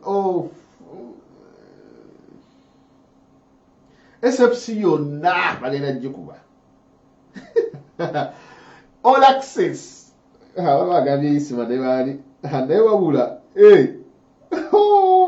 bannaye by the way ndo naabo nabo ndo balina okwegendereza buli eyakozesa ebigambo ebya violence ebigambo ebyokutta kubanga kati EU kyeyagala musindike mannya mukole listi mugisindike Bobi Wine kimanyi yawaayo listi naye namwe musindikire abakulu bano listi ku Twitter amanya gaabwe be baani Hazabaga then yoli omulala bamuyita Migero uyo you follow this guy mumutaginge mu posts zammwe zonna ono guy Miguel Crespo mumutaginge mu posts zammwe muteekeko n'amanya g'abo abantu bonna be mwagala bateekeko sanction oba full figure oba Isma ine Isma ennaku zono yagamba wa people power abo bonna mubateekeko Badoni Wanyama hackinga Facebook z'abantu bonna mubateekeko just put them there bonna oba Museveni bambika kamigi ke agenda katwala akanyonyi ke kano katambulira mu ka private jet kale katudeyo wano kakati essemutundu egyegenda okukwatibwa erindiridde wayo abakanyuga ekitimba nga kinene you cast the net wide Museveni tagenda kusuka sanctions for the very first time Museveni bagenda mu blockinga America bamu blockinga ne mu EU ate ne mu Uganda ayinza obutafuluma kugenda mu nsi yonna ddala mu Africa kuba eyo US Woodrow Wilson Marshall gye mwalabye egenda kubeera wona continent yonna waggulu ne wansi nga jet zitambulira kuli west ne west so Museveni enyonyi eyo bagisanga nga ayina no fly zone oba musanga ewantu wonna kiyinza okuba ekizibu kakati kino kitegeeza ki eri omusango gwa Kyagulanyi versus Museveni Electoral Commission Supreme Court. This has a very big impact on the case of Bobi Wine versus the Supreme Court, whatever, versus Museveni. That's where it goes. Kati if you have obo ina magezi ngoli kakiiko kali bajaji ez'omwenda mpozi mwagala kukolera China muganda wange ngono ono yagende China omusajja alina emyaka 7 former chief justice oyo muyayi yani erinnya lyo omusajja his 7 oba yali alina emyaka oba 8 mbukati naye agenze okukolera kati gwali okola kimbutobo oyo omusajja what is his name yali akola kimbutobo oyinza okujoga nti n'ogenda kukola mateeka e China olulimi tologera tolumanyi mbu bamuwadde omulimu agende at 80 years really now guno omusango EU Parliament yakikoze in a very perfect time nga tebannasala musango gwa kooti kambabuulire negotiations eziri emabega eri ezitambula mwe temuzimanyi mulaba EU UK yasooka negamba nti look here Museveni congratulations Dadridge ne bamukuba declassified UK ne bamukuba ne mu exposing kakati ne bamukuba they slapped him on his wrist naye Museveni naye wambya akalulu ne bamuteekako ne ba withdrawing support ya mitwala ena eja pound mitwala egi support gye bawadde police n'amagye. It means wabanga basobola okususpending emitwalo ena, if you push harder bayinza n'okususpendinga bayinza nabo bakuba sanctions endala. Now what you have to do is push the European Union will push the UK, and these two entities, of course the US and the European Union, now they are pushing the UK. Because what they are pushing is akalulu kuddibwamu. It is most likely akalulu kagenda kuddibwamu. Because when someone says it in the sanctions zigenda kuluma, no one is mentioned yet. But even people abali mu Supreme Court nabo kiyinza okubatwaliramu. That is why decisions zizonna zibagenda okukola bagenda kubeera very, very careful. Because balina okumanya nti ani agenda okusala in favor of Museveni, ani agenda okusala against Bobi Wine. Kati buli eyasaze against Bobi Wine jaja funa ekibanja woogula n'abaana bo bagaye munnaye ebyaffe bitugenda kuwumbulira wano Uganda, retirement wano Uganda teri kirala. That is what it is. Simply that. Because if wobanga oli mugezi oli mulamuzi n'osoma bino, you know what it means, etteeka. Abalamuzi batambula all the time. They make more money nga batambula eno ku conferences, in law, biki bakola bino bakola biri. Abamu ku bo bayinza okuba baagala kubeera ba justices mu African Union, oba baagala kubeera mu bagiyita batya eno ICJ, International Criminal Court, International Court of Justice, biki. It means that reputation yaabwe weefudde. Kyova olaba oli bamutwala China ate yalina walala bwe yali ayinza kukola. Buli Chief Justice abaddeko e Uganda gwendagaayo, okay fine, nti bakaddiwa nti baba tebakyali deployable, but still nti bonna ababeera mu misango gino ne bagisala in favor of Museveni balagawa. Kakati baba baagala future ezaabwe n'abaana baabwe. Kiikyo European Union ebagambye. Kati bonna resolution yayise 632 European Union member of parliaments bagambye nti abannayuganda abeenyigira mu kulinyirira eddembe ly'obuntu bateekebweko sanctions. Now that is very interesting. Kuba wano bwe baba bagamba nti bateekebweko sanctions kitegeeza nti no ddala okulinyirira eddembe ly'obuntu mu Uganda kyaliwo mu kalulu ka January 14th. Kitegeeza kyaliwo. Bwe kibanga kyaliwo, wewe tubanga tugenze ne tuwaaba omusango mu Supreme Court. Kali ate Supreme Court yone egamba tewaliwo okulinyirira ddembe ly'abuntu, then there is going to be a problem either with the Supreme Courts of Uganda and the European Union. Ku bombi kuliko alimba. But the problem is you do not want to portray your biggest funder as a liar. Ekyo kitoyagala kikola.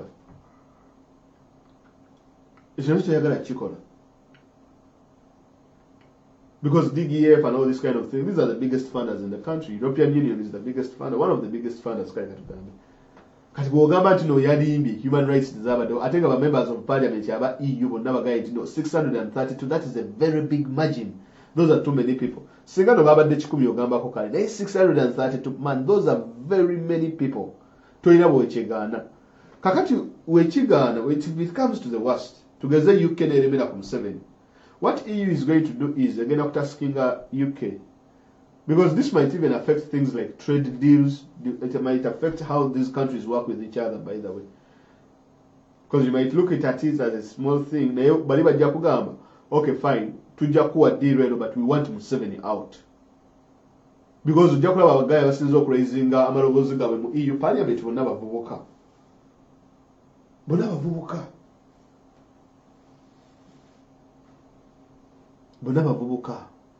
Kakati kino kye bakoze, buli muntu ali e Uganda ali mu kwechekinga, buli ali in position, kamba buli Museveni agenda kukola bishafo, nga tannaba kutuula mu ntebe.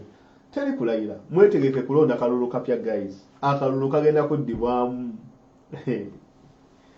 Bwe mulireerawo ne mulowooza waliwo abantu bali eyo mu background bakola n'ababikola bino temubamanyi. Nange sibamanyi, nze nabyekangidde awo, ne ngamba bano bagaya boogera who are they?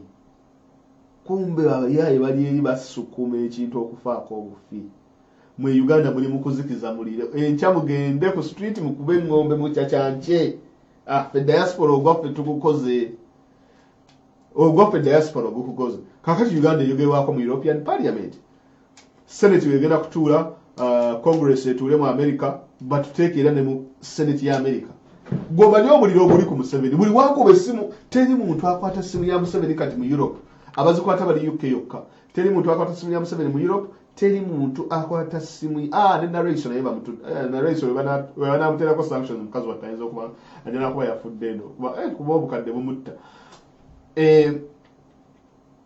America ne wakuba yessimu ba lobbyists be waayi bana ekiri kitya akasajja kanzita kitukoze tutya Museveni munaye akalolo either kaddemu oba ekintu kitera toddamu kuba ku ssimu yange Museveni akalolo kate kyobola balira avuddeyo n'agamba bannaye mubeere nga Bobi Wine abavubuka mubeere nga Bobi Wine Museveni bw'agambye ti abavubuka babeere nga Bobi Wine Museveni yakolera ensobi gye yasinga okukola kusinga akalolo tekaafiiramu bantu kyandibadde kirala naye kasita yatta abantu 54 man that is a lot of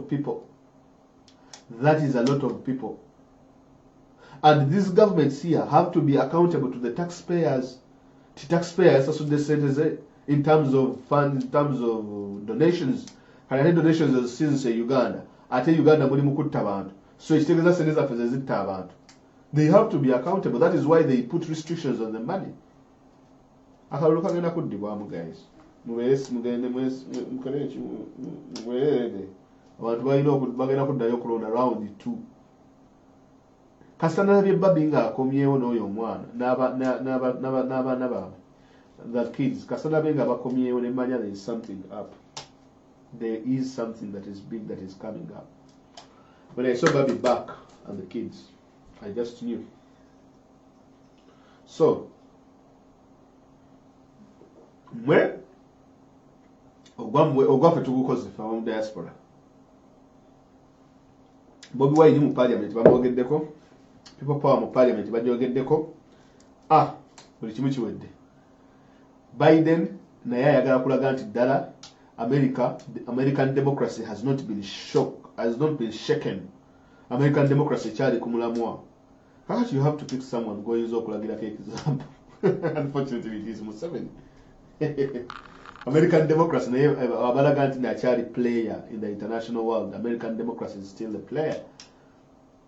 Kuba Biden kasite kitakikola kitegeeza nti ajja kuba alesizina nazo n'okuba nti zigoberera ekifaananyi kya Trump, of which kijja kuba kitegeeza nti Biden confers with Trump the way engeri gye yeeyisaamu nti yakkiriziganya naye. So Biden has to prove himself by upholding democratic values, upholding democracy n'ebintu ebifaananawo ebityo, and also okwongereza ku policies ze ng'eza Obama is to go after dictators, because most of the democratic presidents at least they top of a dictator naddala mu Africa. Obama wuyo yasuula bameka, yasuula oba bano oba bataano, Gaddafi n'asuula Algeria n'asuula Egypt nga bana okiwulira. Clinton naye yasuulayo bameka, anabe Clinton was 95 to what 2000 was what 1990 to 1994. Enemo Clinton bagwa stressor Sierra Leone waliyo bagwa we walalawo Liberia Clinton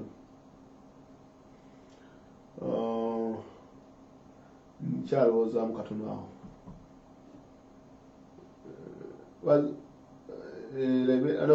oli yali Bush Congo. Then the Bush naye policies there was laba mu Africa, whenever Republicans were mukulembeze, their policies towards Africa is really very very sketchy. Tezitegerekeka. Anyway guys, okuleka nga mulina ekibuuzo kambaterewo essimu by the way. Kati bwe walina ekibuuzo kuba essimu mugimanyi sijja giteekawo. Waliwo gye yankubidde essimu n'aŋŋamba abuuza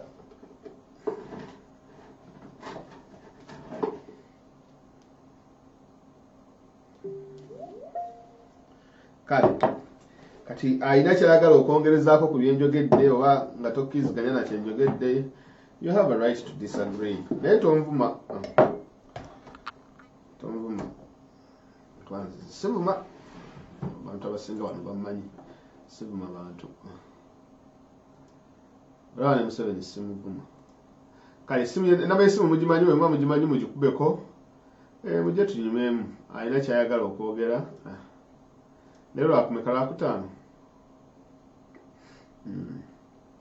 oba if you have a question you can ask.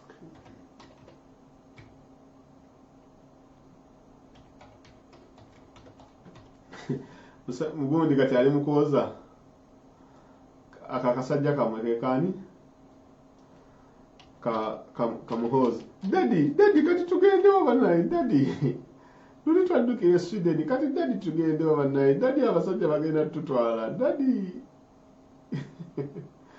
muhozi kati ayita daddy bambi muhozi yakubidde taata wenge gundi kabushenga yakubidde muhozi essimu muhozi ntaasa muze yangobye muhozi yagambye kabushenga mani sina kyenyinza kukola gayi yagobye that's it gundi yanyoyo kabushenga bamugobye muhozi n'agamba kabushenga n'akubira muhozi yamugambye man I cannot do anything for you unfortunately you're on your own. So that's what happened. Muhozi n'akita gundi kabushenga n'akita n'agenda bala inamba y'essimu yiiyawo eri alina kyayagala okubuuza oba alina kyayagala okuteesa nange njogedde nnyo yinza okwogera awo kyoyagala okwogera then netulaba oba n'oyongerezaako oba no whatever you want nesigaana kuba tutagala kufuuka ba dictator.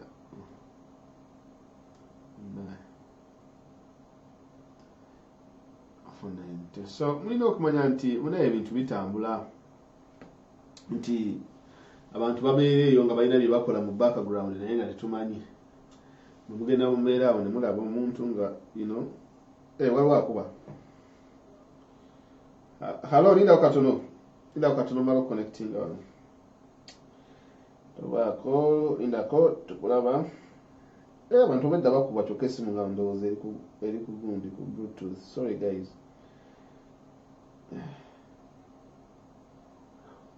Tovaako muzeeyi ndi mu connectinga wano ssimu bambi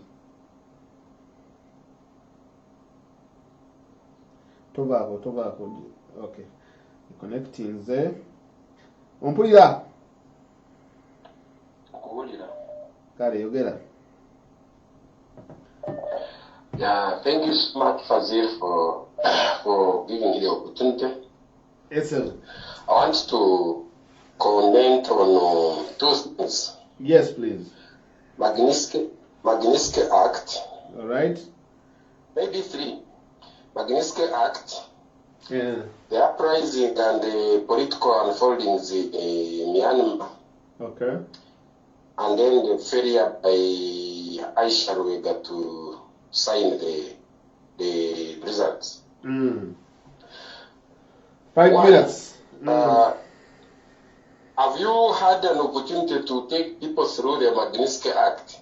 I've been teaching about Magnitsky Act all the time. Ever since they sanctioned Kaihura, I've been teaching the Magnitsky Act since then. So people who have been I remember when Kaihura and the other people were. Yeah, I can remember that lesson. I think I listened to it. Yeah. So, but okay, however much you have taken people through, I request you.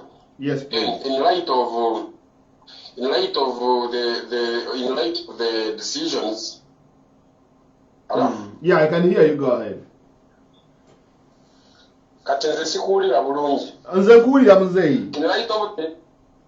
In light of the decision by the EU Parliament, yes, please. I request that you get a session, you take people through the Magnitsky Act. People may be asking, Magnitsky Geviki. Kare, ngana gisomesa encheyo Magnitsky, ngana gisomesa.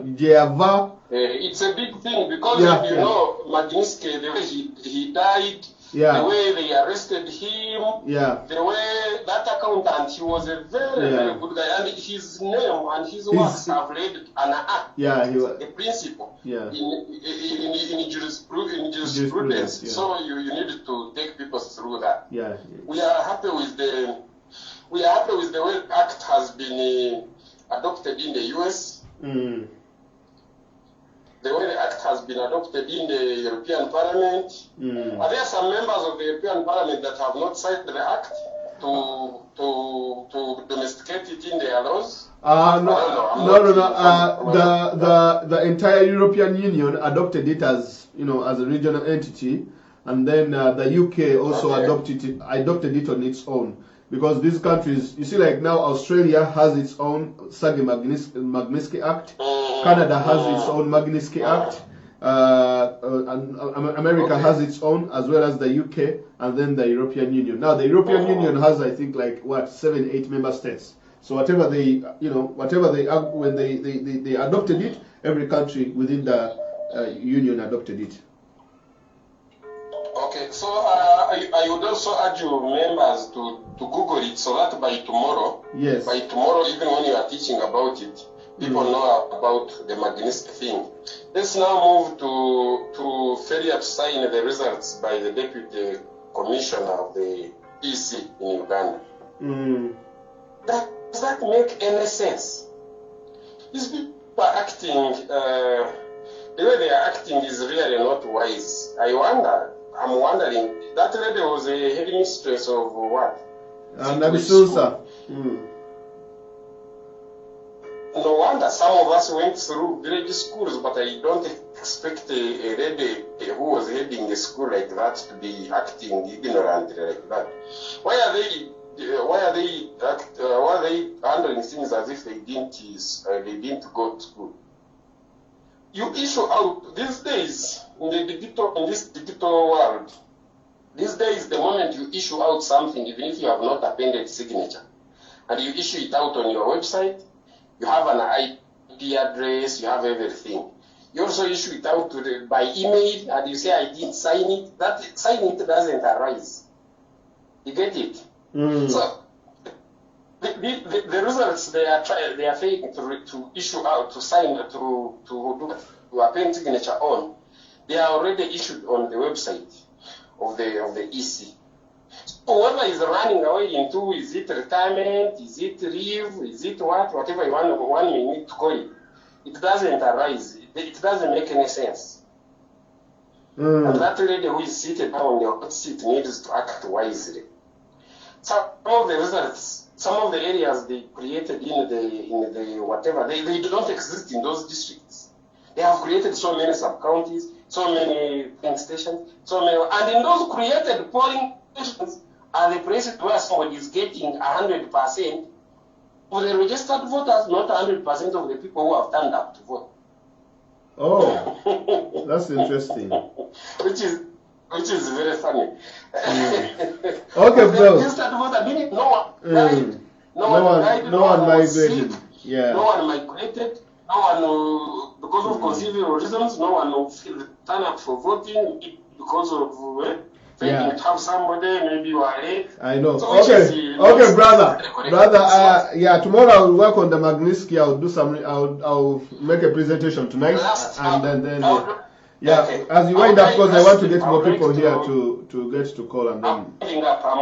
Last, I am talking of Myanmar.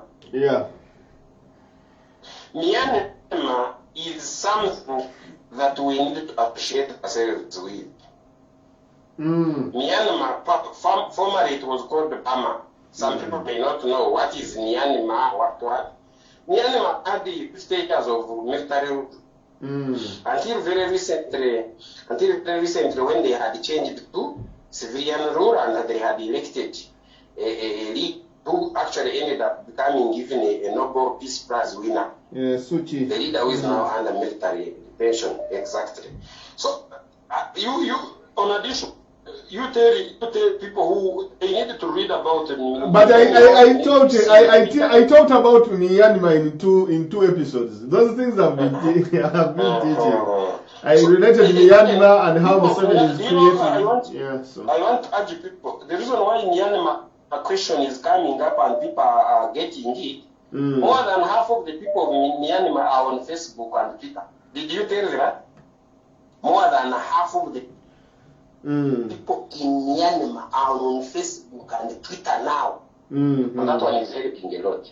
Thank you very much. Okay, thank you. Cheers. All right. Thank you for that contribution, guys. We are make it summarized so that we can get as many people as possible to call in to the Bechidako. Okay. All right. Katimukube. Mukula Abudeko.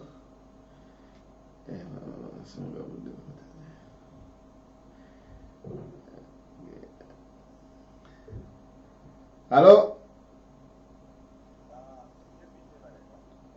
Hello? This is Dennis. Yes, Dennis, you have 3 minutes. Yeah, sorry, in the Hello? Dennis?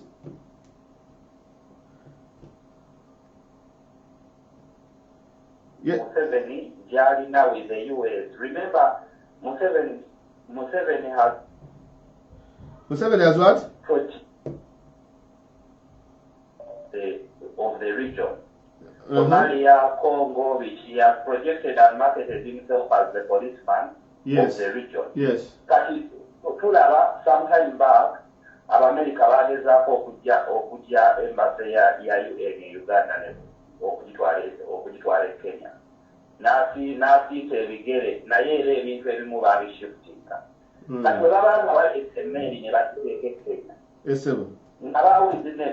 Olaba ne speech gye baawadde nga balonkinga emmeeri eyo ne bapraisinga Kenya our strategic partner n'olaba 100% withdraw of troops in Somalia. Yes, sir. N'olaba after the 100 withdrawal% of troops in Somalia, n'olaba UPDF nga bategekinga ne batuwa fake numbers eza Al-Shabaab. Yes, Does this imply nti Uganda Museveni takyali relevant bamubuuza? Tali. Imply that Kenya has taken up our position. Of course. Ekyo mbadde nakitulowezeko brother, ekyo nakitaddeko ddala iti I know Zenet naye ojja kuddayo ka video kalabe. I told the people about the issue of strategic partnership, deterrency, n'ebintu ebifaanawo ebyo nabyogeddeko n'okubanyonnyola conflicts eziri mu region okubira ddala mu Horn paka eno mu Great Lakes and so on and so forth. So nabyogeddeko ebyo mu ntandikwa. So whenever ojja kitadde Uganda ne UPDF currently. Yeah. Before never truly right now, Kenya yeah, Kenya kati a strategic partner wa West as well as the US. Because never Bungereza na yatekayo military base, but batekayo military base recently because now they are training soldiers. Those Africa, whatever. They're training African soldiers as well as British soldiers back in Kenya to train on how to fight in. Withdrawing 100%, US 100% troops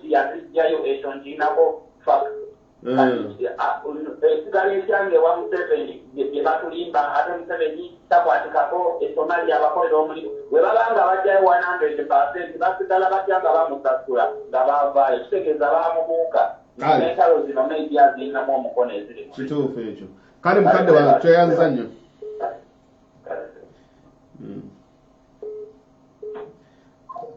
Halo, linda katono. Linda kotovaako kamala okuteeka wano ku mic yange. Tovaako. Okay. Okay, kati yogera tukuwulira ssebo.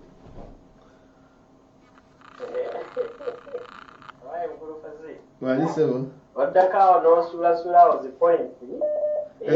N'otuleetera zi points nga olabira ddala ekyo and keeping people very updated mu information ezidinga nti buli omu kireetaaga okumanya. Kakati I'm not going to throw too many points.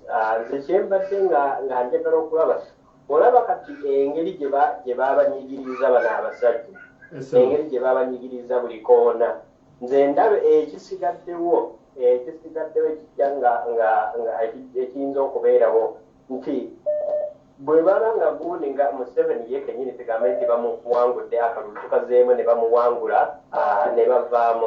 Jjukira engeri gye babadde nga abasinga abadde alina loyalty, abadde alina army nga abasinga bonna bamukoze ki bali nga bakolaganako naye ate ne bamala ne bateekako tugambe nti this Magnitsky Act ne bamala ne bagiteekako kati kiba kitegeeza nti eriti gye babadde nga bafunanga ssente naba nga bakutte mu buyinza ebisinga byonna bajja kuba nga babigaddewo kati ekinaaba nga kisigadde abasajja I think it's going to turn into the most rich rebel simayene n'engeri gyeyinza okyogeramu nti ne Uganda kati we tuli mu kifo ky'okulowooza just what's coming after the election nti tulina otandika okulowooza ebinajja even like in the 10-20 years kubanga olaba in that region America yakitegedde dda the instability is going to increase anytime soon Kenya balinayo okulonda ogwo mwaka ogujja simanyi Ethiopia balinayo ebyo ebizibu kati era bakitegedde nti bwe baba nga tebataddeyo gundi nga tebakuumya ekyo ekifo ekinaaba mu gundi within the next few years kubanga jjukirabo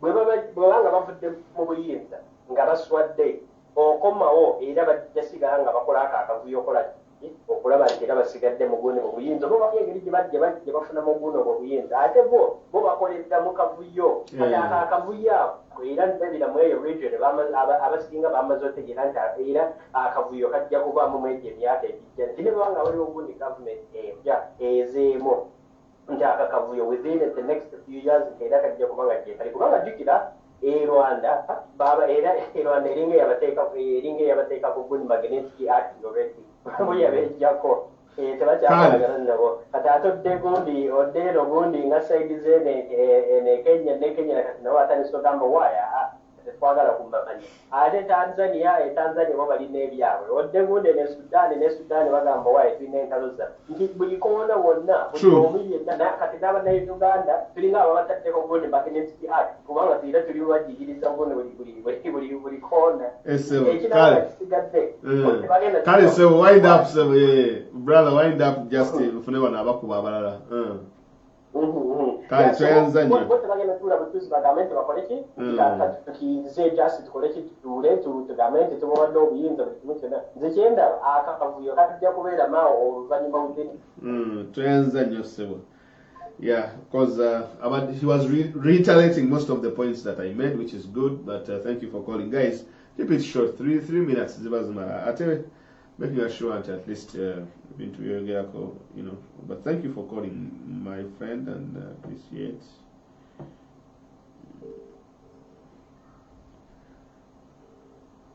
Yes, hello. Hello. Yeah. Tukuulira nyabo. Okay, thank you so much for your broadcasting today. Webale tuweereza naye nina ebintu bibiri bye njagala okubuuza. One of it is about omusango tulina mu court. Did you pay attention to the timetable when Idolo gye yatuwadde?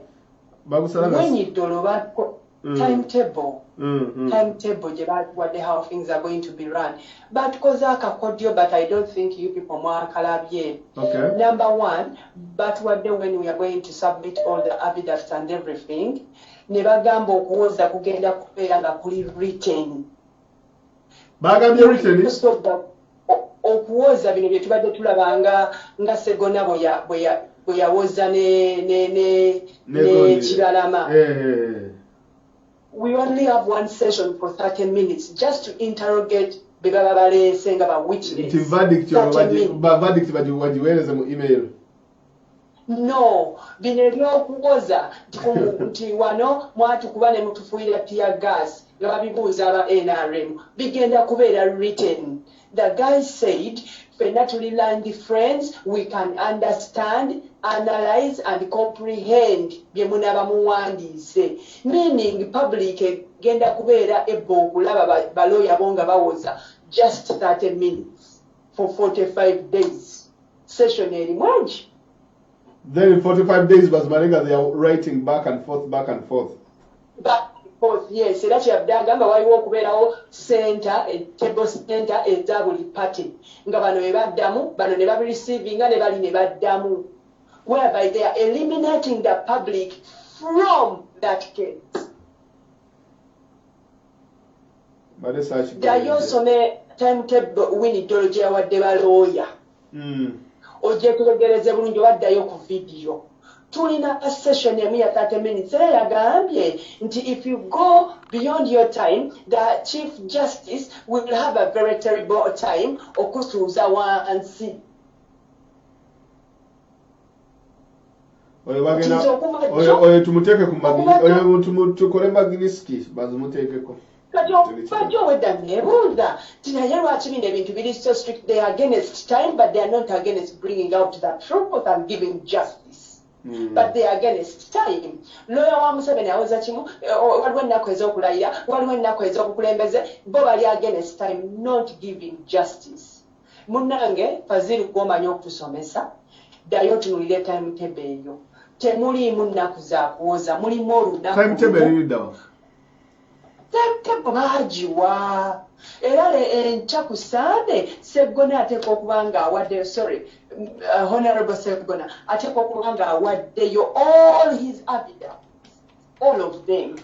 If he fails tebagenda kuzikkiriza. Bamutaddeko very strict timetable, very strict era we need to help. Buli alina ekintu kyonna kye yaweereza ku Nuupu Ntindo biki ayanguwa agenda akole affidavits ezo. Omusajja yakaniza beegayirira sireesereyo affidavits kubanga nina okutravelinga through the country nfune like abaana abo balina okusoyaringa ne bakola affidavits ne bamuwa only paka Sunday this Sunday. Ennaku ziri zonna ze baati Bakyagulanyi tebazibala. So olaba nti batandikiddewo tunyigiriza era obwedda nniira ndabe ani agenda okujja ayogere ku kintu kino. Nkwegayiridde ddayo olabe session eyo. We are left with too much work to do as NUP okutuukiriza timetable gye baatuwadde. Winnie ali so much ku time y'oli council oba yaani oyo yabadde ayambadde ka wiiki.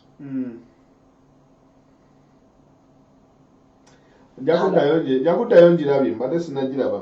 Naye nze ekyasinza okuleeta concern baatugyemu kubanga bagenda kuwandiika buwandiisi. We want know empoza yaabwe bawozezza batya wano we bamugambye nti watukuba tiyagasi bano bazzeemu batya ebyo byonna bigenda kubeera written. Kati olunaku olw'okuinterrogate nga bano baba baleese nga ba witness lwe tugenda okulaba and each council is given just 30 minutes. Only 30 minutes. From what I've understood from these things is that whenever these people put hurdles, they end up in the hurdles zitezebbo for some reason. I understand it. Fine, you never hurdle bagitaddewo. But I also believe that we shall jump that hurdle and it will trip them in one way or the other. So it will, but you can see their main concern is time. That in 45 days, Museveni I know kubanga alayidde. They are not minding about giving justice. Era bino bitugamba nti akalu bayinza okaddamu. Possibility okusinziira ku timetable gye baawadde. It's to make sure nokutefuna time. Arranging into ebyo. Era when you look today ku mukolo gwe tubaddeko kanso Sseggona tomulabye ebyo Wameri tabaddeyo babatadde ku pressure y'amaanyi nnyo. Y'amaanyi nnyo. You go look these things through. My second question is watusomesa bulungi nnyo Magniski Act. At least nasooka gisomerako gwe. And I am a very good student over that topic. But the thing is bwe tuba tubagala okuwaaya abantu bwe tufiiringa nti balina okubeera ku Magniski Act with evidence. How do we go about that thing? Number one is Hassan Kasinje. Mulaba omwana oyo gwe baakuba ekibuno ne kiyiika amannya yali avunda. So ne BBC baamulaze ye something erinnya lyenderabidde Masuudu. Hassan Kasinje knew that case. N'agenda n'atiisatiisa family not to come out to the public and to the media. Family mwina contact yawe. Tubaleje. Twetaaga family tugiteeka mu media kati. Kasinje ne tumwabya. Ne tumukolako report ne tugiweereza. Family bamaze ne bagireeta mu media by omwana yali avundira mulago someone n'amu approaching n'amugamba enamba eno gikube kubira abatutupawa bajjanjaba abantu baabwe. That's why omwana oyo yatuuseeru bakata. Naye omwana oyo family yayogedde nti Hassan Kasinje yabasuubize miliyoni 5 oba 4 bagule bracelet aziteeke mu kibuno. Yabawa emitwalo 5. N'abagamba bw'abalaba amawulire baba bawedde. ebyabwe bijja kuba biwedde finally yabalamye mawulire naye family eri ku bunkenke. So Hassan Kasinje has been family wa video ani yamukozeeko video omwana oyo tulabe video gireke tukateke ku Twitter tumutagire kale tugenda kasalamu tukateekeyo BBS yagikoze jjo naye kakati omwana bali family eri ku bunkenke kubanga bageze mawulire and this Kasinje has been presenting himself well. Akasajja sikagalangako kazibu kaiza nokuwa obutwaka akasajja kabi kakati it came out nekimwalya tulina okukiteekako ku Twitter tumwataachingeko family emulumirizi omwana yavunda bamukuba amasasi mu kamwa kubanga alina enviri za dreadlocks. Omwana yavunda nga Hassan Kasinje amanyi omwana agenda kufa keesi efe wamene ne bamugjayo ne bamutwala e Lubaga. So kati atandise okukomentinga family kubanga bakontaktinga ba Bobi Wine. Bana akasajja nga kamanyiira akonako we need to run over his name naye bamugatteko tumwe exposing Hassan Kasinje. Kali muganda wange kanfuneyo omuntu omulala omu wano then tulabe mmalirize nange because abantu baagala kulaba gundi bana video eri kudukedde then tujja kulaba bana issue ya Kasinje ekyetaaga netujukubira ddala guys. Actually ono yabasembayo cause abantu bamwe baagala kulaba video. Anyway kati guys kankwateyo ono yekka yasembayo. Hello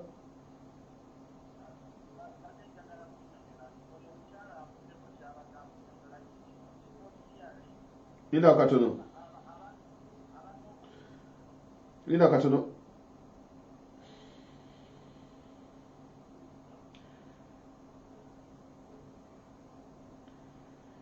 Hello.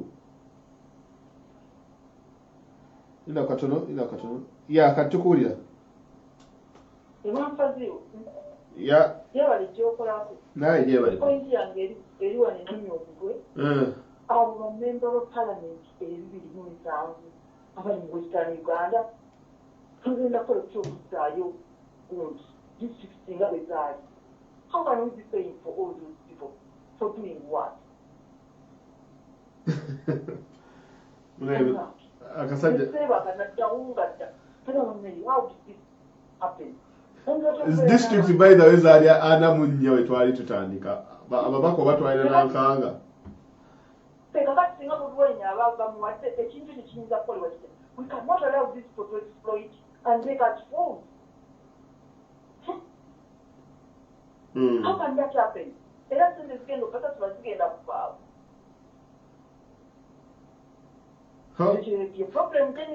Kale tujja kugitulamu tulabe kale tweyanza nnyo. Okay guys, bana mwebale nnyo ensonga nziwulidde ngenda zikolako ngenda zinyonyerezaako tulabe. Ensonga y'ekkooti ngenda kwongera I'm going to dig deeper and see. Oyo omusajja mwagaye nti ensonga ya Magnitsky nayo tugenda gyongerako then tujja kulaba ebirala. Alright guys, tusinkane olunaku olw'enkya inshallah. So musonye video wanvuyemu but ngaye mumanyi. Okay, Kasinje mumulemereko ka video mukafune bana tukateeke buli wamu social media mukwate ka editing mukwate kifaananyi kya Kasinje wano then omwana ne ka video tukateeke wali. Kale guys, okay, thank you very much. Bye. Have a good night.